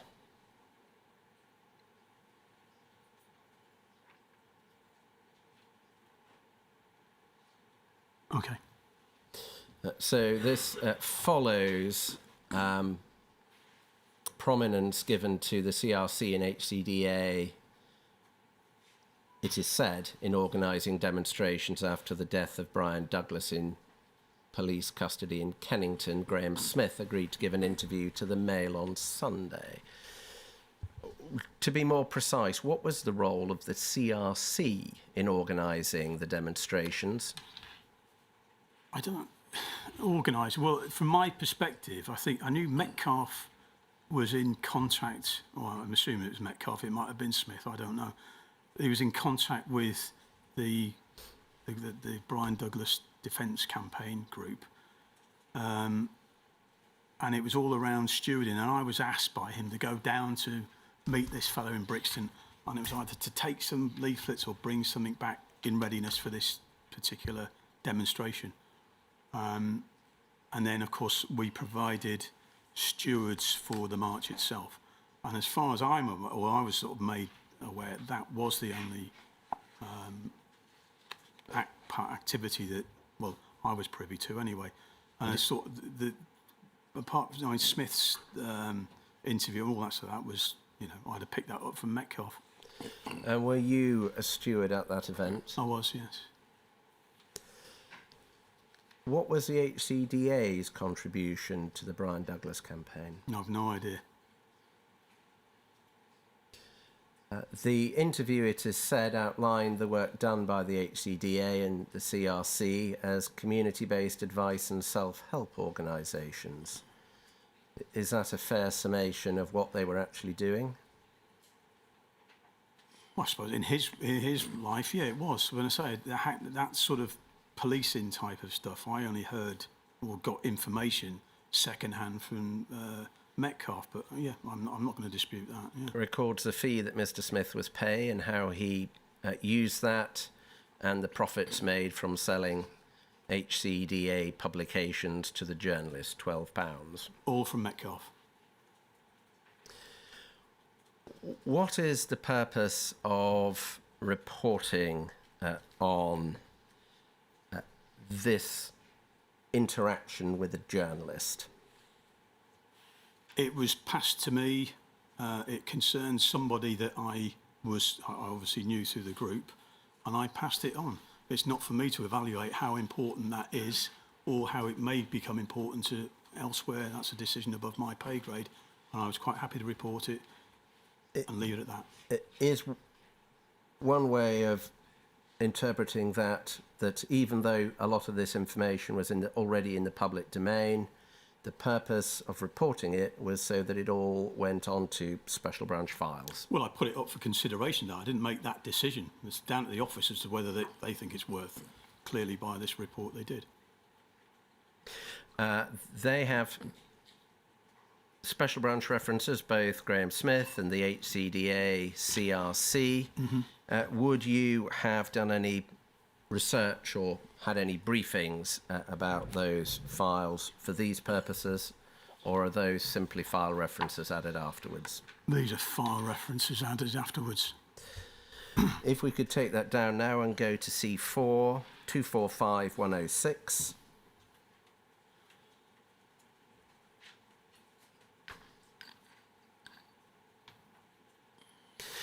This is a nominal performer about Mark Metcalfe.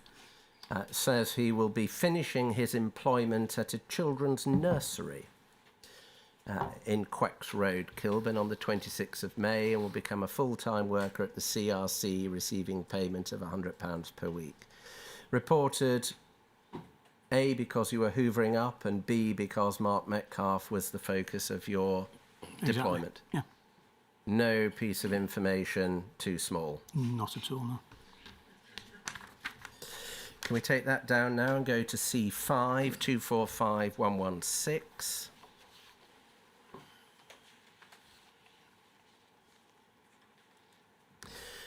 If we could expand the text of this May 1995 report, and if you concentrate on the interaction between CRC and Saoirse.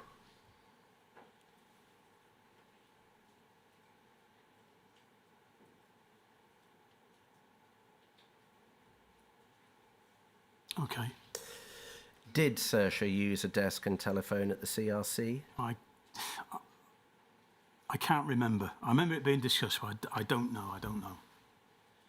If they had, I would have reported on it, I'm sure.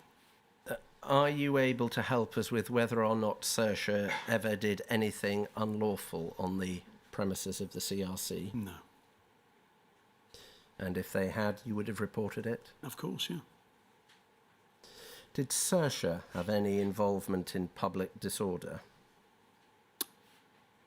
No, they had a public face, certainly, but no, not that I was aware of. Saoirse was a prisoners' support group, wasn't it? It was, yeah. Why was Saoirse being reported on if it was not a public order threat? Well, in this instance, they were here at... there was an organisation which obviously they'd been heard of, and it came into the headlights of Mark Metcalfe at the centre. Hence, it was valuable to report it. Can you help me with whether you're applying any filter at all, by which I mean, are you literally reporting anybody who comes through the door, or are you reporting on this because it's an Irish Republican prisoners? It's an Irish Republican prisoners with a profile, yeah. That's why it came up to my attention. And I was surprised that they pitched up at there, but yeah. All from Metcalfe. Can we take that down now, please, and go to C8 245152?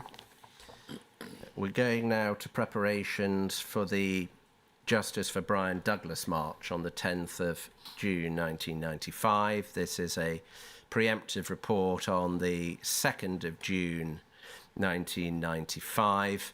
If we could have the first two paragraphs up, please. I'll give you a moment to refresh your memory.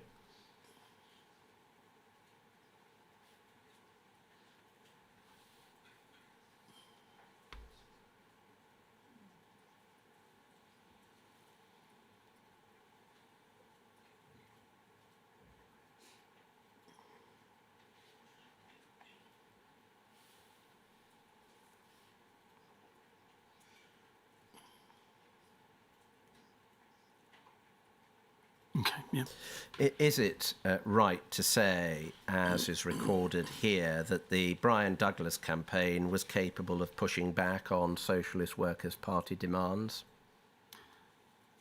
In these specific circumstances, as I'm reading here, I think, if they've been let down by this organisation, yes, I think, there's certainly the family, in this instance, they are the primary focus of the whole campaign. So, yes, I would say that is a realistic assessment. They would have pushed back against the SWP.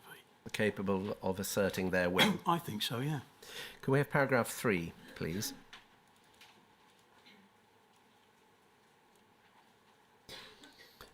Give you a moment to refresh your memory.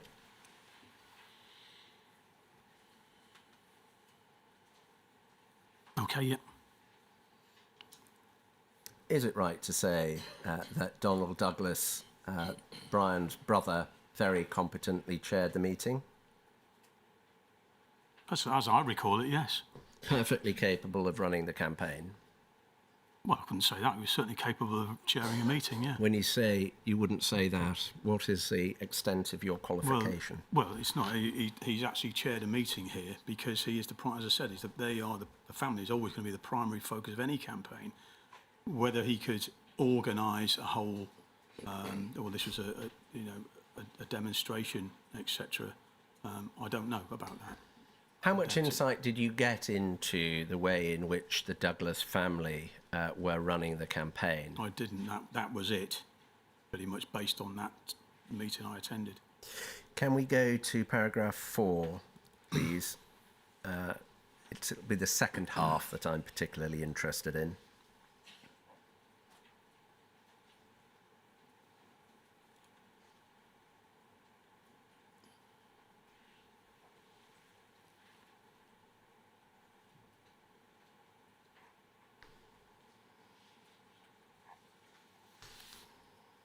Yeah.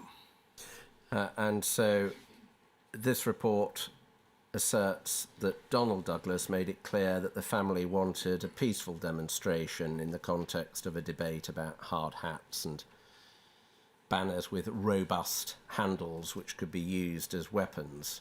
Is it fair to say that the Douglas family were completely against violence? That was my impression, yes. And capable of asserting that at the meeting? That they were making it perfectly clear at the meeting that was what they wanted. I picked it up, yeah, certainly. If we go over the page, please, to the source comments paragraph.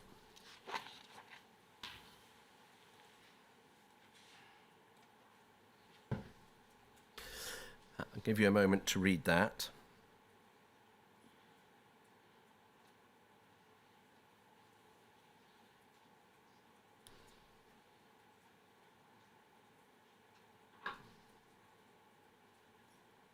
Okay.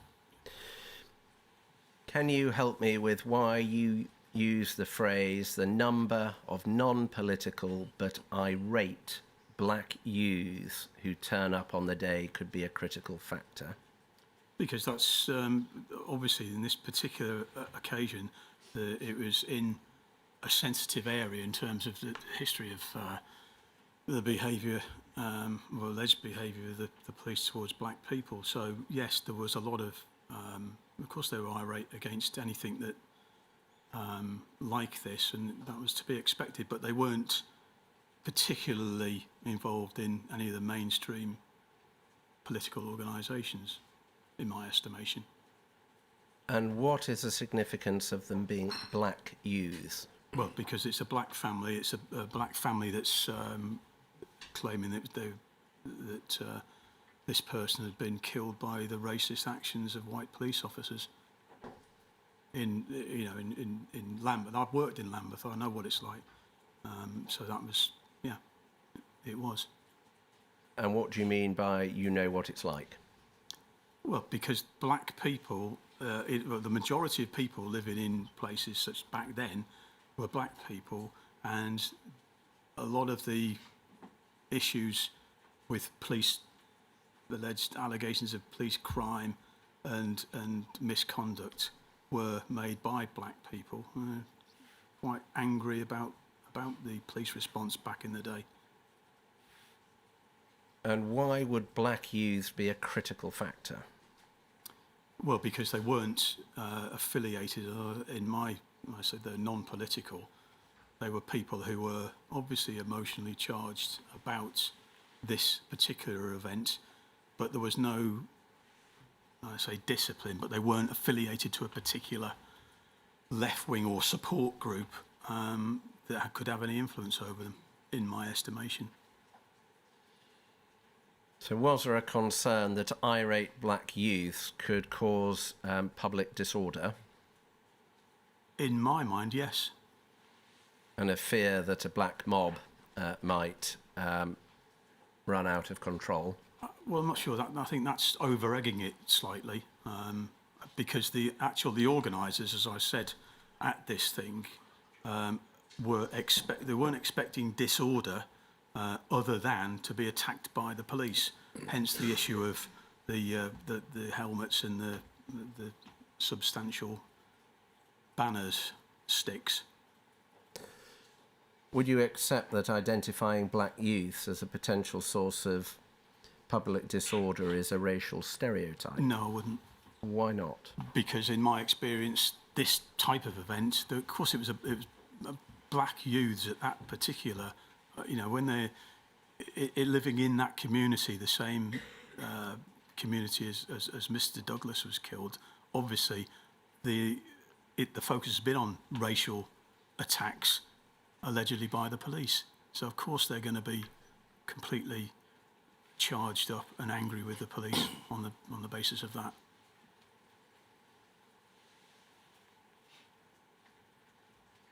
Why is it necessary to identify them by race? Because it was. Why? I did it, well, because that's what I thought it was going to be.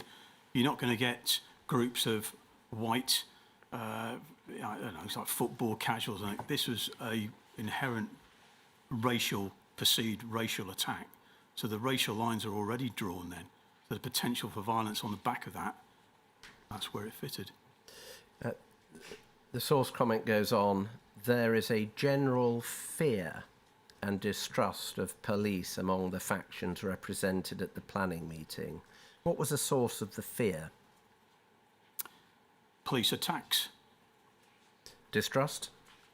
Yeah, of course, yeah. The fear that the police had murdered this individual, that was the bottom line. And what was the source of the distrust? Because nobody trusts the police. Why not? Because nobody trusts the police, particularly in a place like Lambeth. Of course they didn't. I didn't actually write this. I didn't actually write, again, this report is an amalgam of what I'd said. But yeah, I don't sort of, looking even back on it now, I don't take back anything I said. That was my general appreciation of it at the time. And of course, yeah, the police were seen as the enemy, and any violence emanating on that particular event would seem to be started by the police themselves. It's headed source comment. You were the source, weren't you? Yes, I was, yes. So this is your comment, isn't it? Well, my comments, yeah, but I didn't actually write this thing. Were the Brian Douglas campaign cooperating with the police in the organisation of this demonstration? I don't know.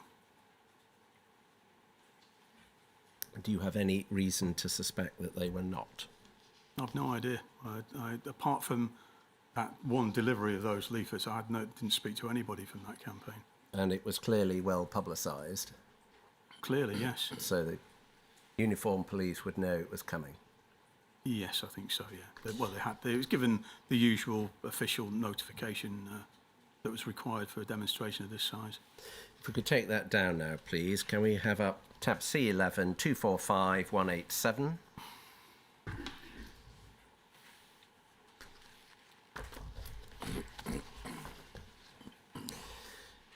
This is a report about the march itself. Can we go to the first paragraph?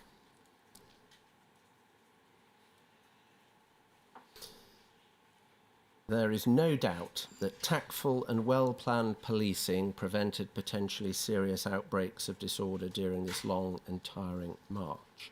There were certainly elements in and around the demonstration who were expecting trouble and who were ready and willing to join in.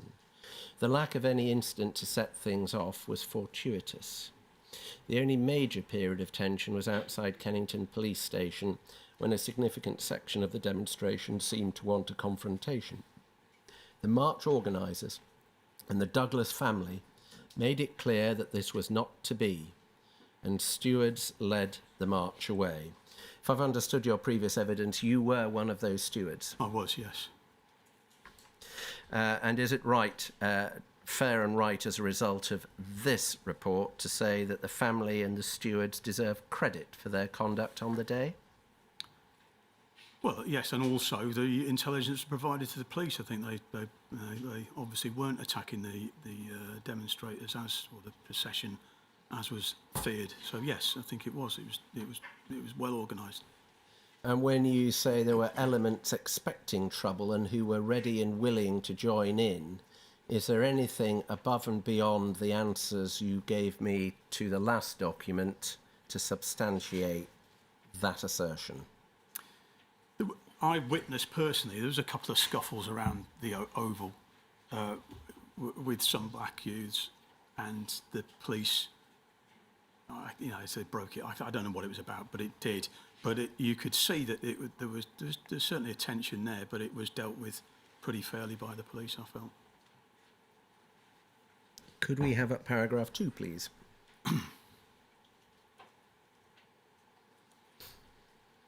There was another incident about this time which could have proved inflammatory. A black police officer was subjected to verbal abuse by black demonstrators, and at one stage he was surrounded.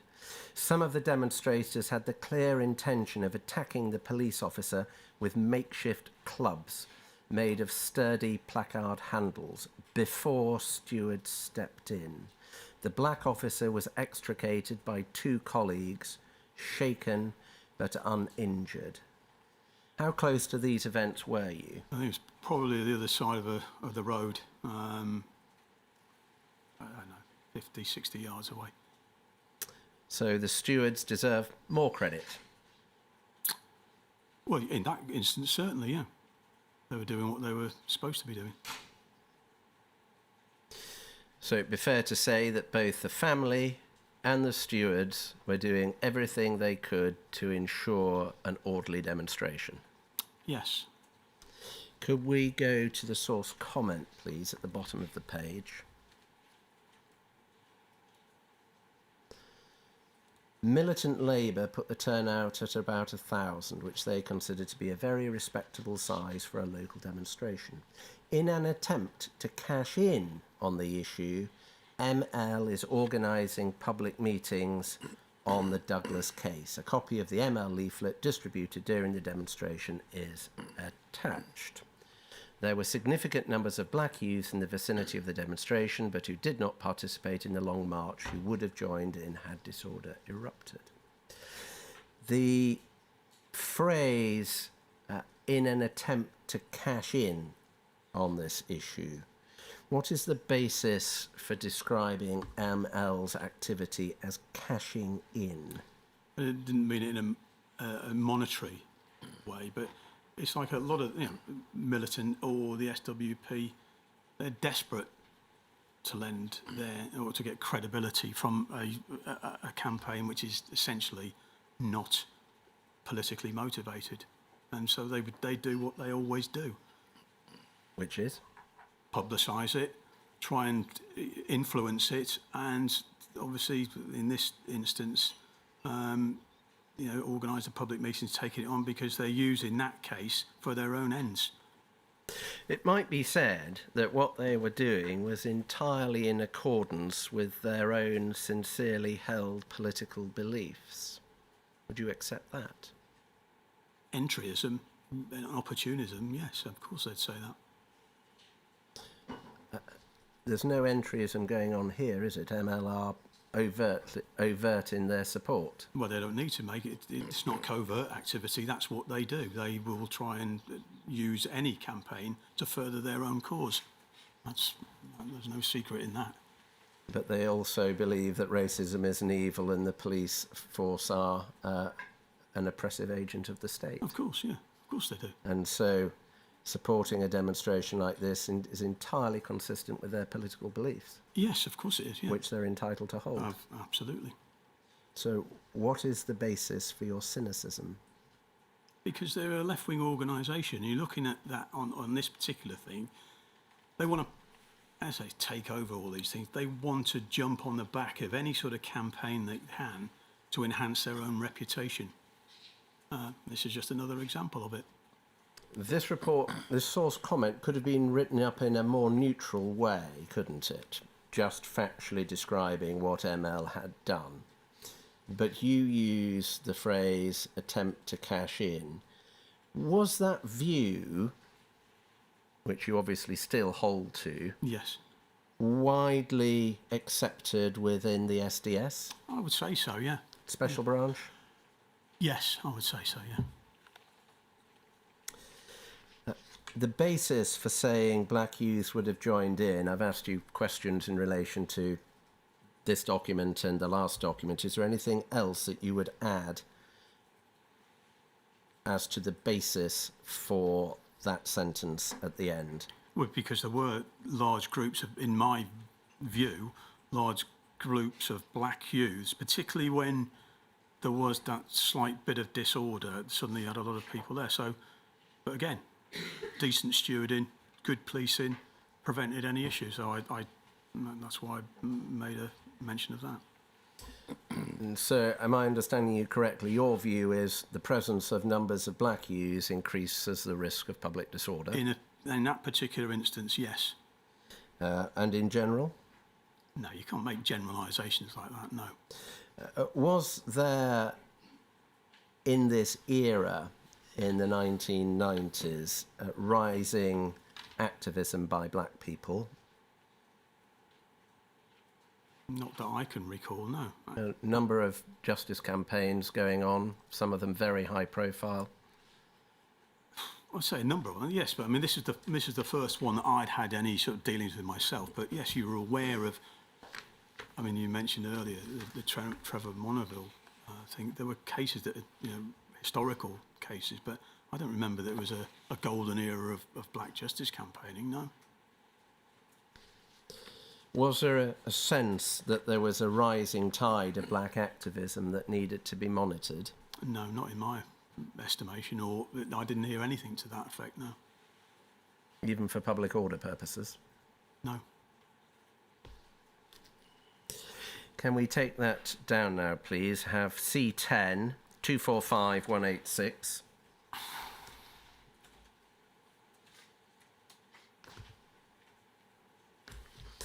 This is a document dated the 13th of June 1995. It's a pro forma on Graham Smith. If we could just have a look at the text, please.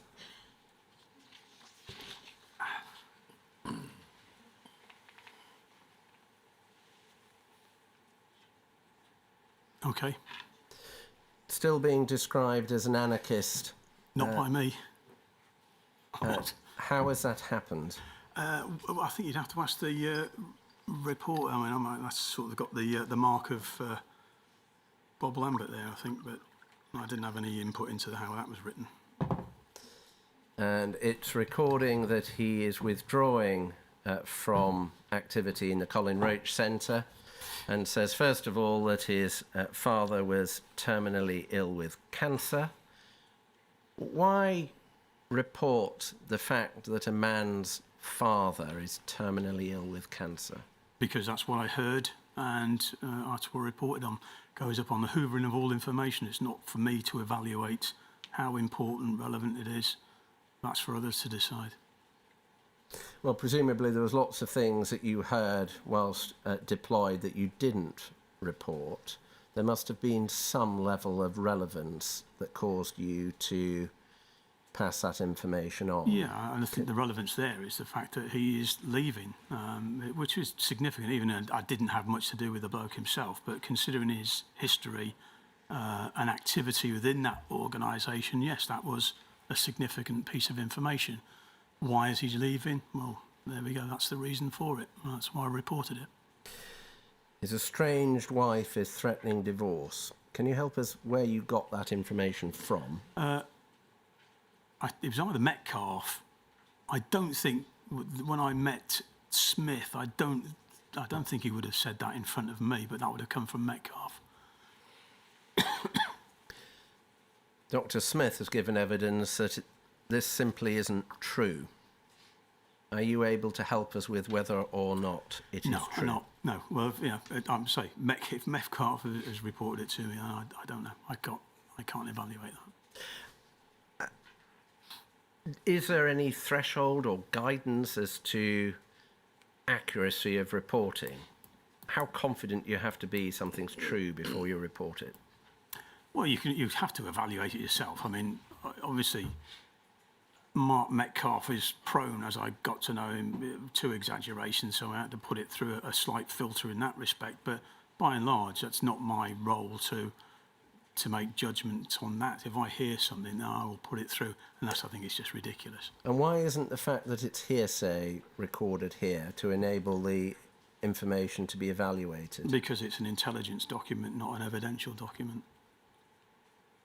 But even from an intelligence point of view, to assess the veracity of that, it would be significant to know that it's been said by somebody else and not come from Dr. Smith himself. Perhaps that would be something for the management to question me further on, had that been an issue, which it wasn't.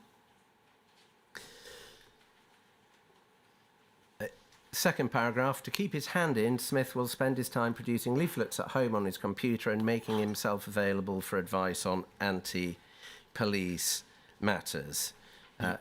Can I take it the significance to the police of this reporting is that he isn't going completely to abandon his activism? Yes, I think that's a fair and comment. will be continuing to assist those who wish to seek justice against the police. Yes, as I understood it, yeah. 2 registry files were opened on Dr. Smith in 1990. We've got the numbers. We can take the document down now. One is RF 402/90/11. The other is RF 405/90/62. Were you aware that there were 2 files? Are you waiting to put it on the screen? Or No.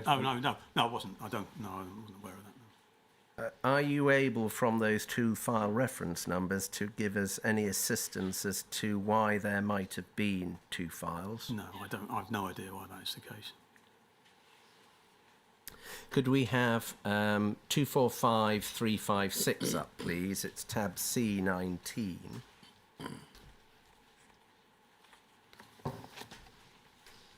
Now, this is a report about an individual whose privacy we are respecting by anonymising them. Stated the 1st of August 1995. I'll give you a moment to read the text. If you need to be reminded of who the person is, we can remind you. Yeah, could you remind me, please? There is a privacy checklist that you should have Yeah. available. This is number 1 on that list. Okay, yes. If we expand then the text, please. Thank you.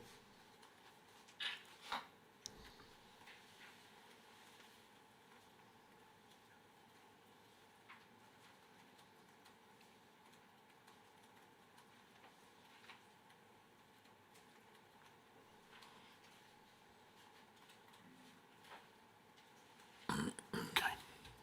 The first paragraph, as you can see, deals with a fight in a pub. Were you there? No, not if this is report 1st of August 90, was it 95? 95, yes. No, I wouldn't have been there. The second paragraph refers to the individual's trade union activity. Yeah. And it says that it is through his union activity that he is a regular contact of the CRC. Is it his trade union activity that is of interest to Special Branch? No. What is the relevance of the fact that this person is an active member of UCAT, involved in distributing the building worker? It was his previous involvement in Red Action. And what is your understanding of why Special Branch would want to know that an active trade unionist was also a member, or former member in this case, of Red Action?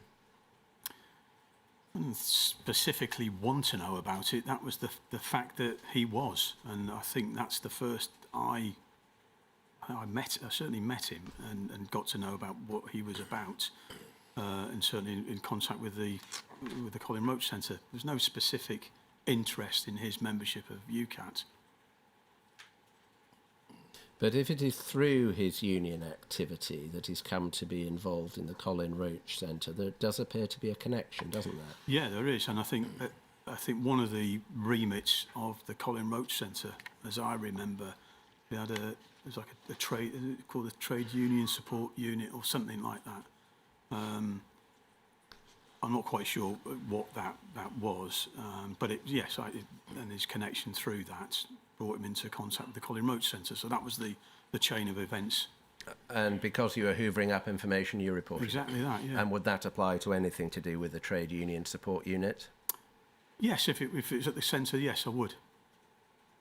And then subject to any filter applied further up the chain, all reported and filtered and filed on Special Branch records?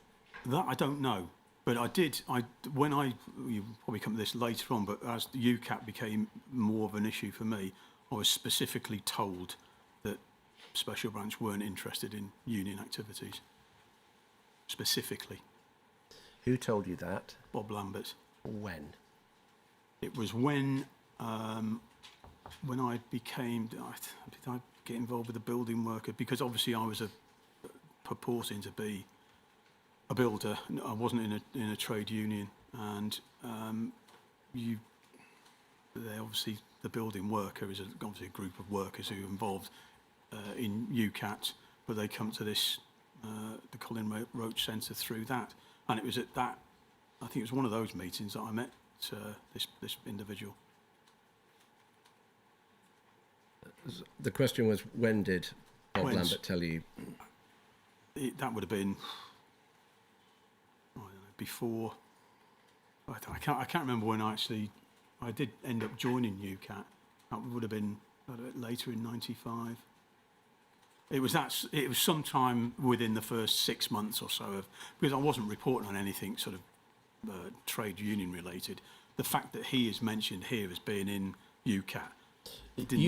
You joined UCAT, didn't you? I did, yes. And did you remain a member throughout your deployment?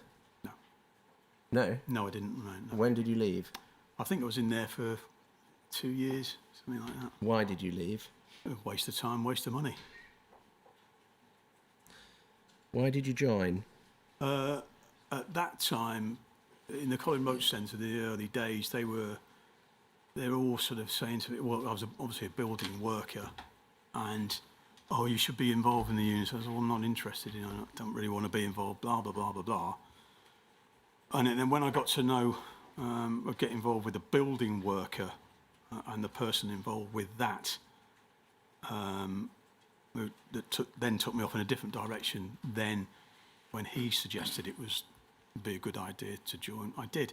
And I was a bit, and certainly this is, you know, Bob Lambert would know about all of this. And I said, we're not interested in that. I said, but I have to, because I've been manoeuvred into that position. And I did. And what was his reaction to your saying effectively you'd been manoeuvred into the position? Well, that's it. That's such is life. There's no problem with that. Necessary for your cover? Absolutely. I resisted it because, again, this is another drain on your time. I knew nothing about the mechanics of the trade union movement. I thought I'd have to join there, I'd be voted in and all this thing. The truth of it was, I sent off for a card, paid the membership. I never went to a union meeting at all, and that was it. Can we zoom out, please? It says under orgs that this person had lapsed from Red Action. Am I right to understand that if a person has been involved at any time with Red Action and has joined a trade union, that combination would justify reporting on them? No, that's not true, no. Could you help us then why you are reporting on a lapsed Red Action member's trade union activity? Because I met him, and that came to light. I mean, if somebody I hadn't heard of previously, and it transpired that that's what his background was. It was just because I met him in the circumstances I did, and this was all the background information on him. He wasn't specifically of interest in himself. Can we take that down now? Go to C20 245 364.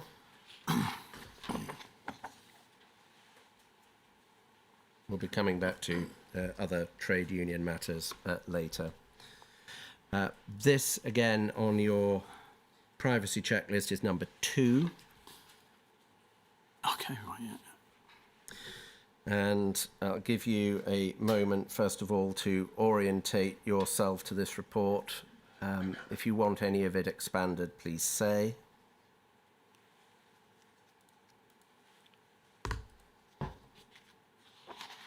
Yeah, that's fine. Yeah.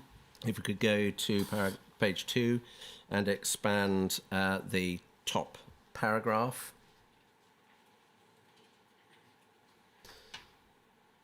His privacy turns him moody and unpredictable, giving him an urge for violence, which in the past has led to trouble with the police. He was arrested during a violent demonstration last year. He is currently suing a police officer, PC, and we've redacted the name, from Stoke Newington, in connection with the incident, and he is therefore violently anti-police. Why did you report the fact of this individual's litigation against the Metropolitan Police Service? Because he told me. Well, people may have told you many things, but why was this worthy of reporting? Well, it sort of reinforced his virulent hatred of the police. If one exercises the right of access to the courts to complain about the activities of a police officer, why does that make you violently anti-police? He told me himself that he was violently. There had been many confrontations. This is all from the horse's mouth. So, yes, it was worthy reporting in the way that I did. But it says, after referring to the litigation, he is therefore violently anti-police, linking the litigation to the stance. Is the reality that you concluded that this person was violently anti-police because they were suing the police? No, not at all. And again, I didn't write this report. It's intelligence based on what I provided. He was violently disposed towards the police anyway. You know, that was the lifestyle he had. He was a violent individual. Could we have the second paragraph, please? In spite of his impeccable working-class credentials, he is not regarded as being a great organiser and often succeeds in exasperating Mark Metcalfe. However, he is regarded as being reliable and turns up for CRC meetings and anti-fascist events. He is not a character who is easily manipulated, and his proven ability for violence commands respect from the likes of Mark Metcalfe and Graham Smith. What is the basis for your reporting that his violence commands respect from Mark Metcalfe? This individual fitted their definition of a real working class, downtrodden sort of person who they were very happy to take on board, although he wasn't. You could not describe him as being political. He's certainly not committed. He was more of a lifestyle. That probably nearer to the sort of anarchist description said earlier. But also Metcalfe in particular, and I mean Smith knew him as well, but they liked to have people around them who fitted that nice stereotype and who were capable of looking after themselves.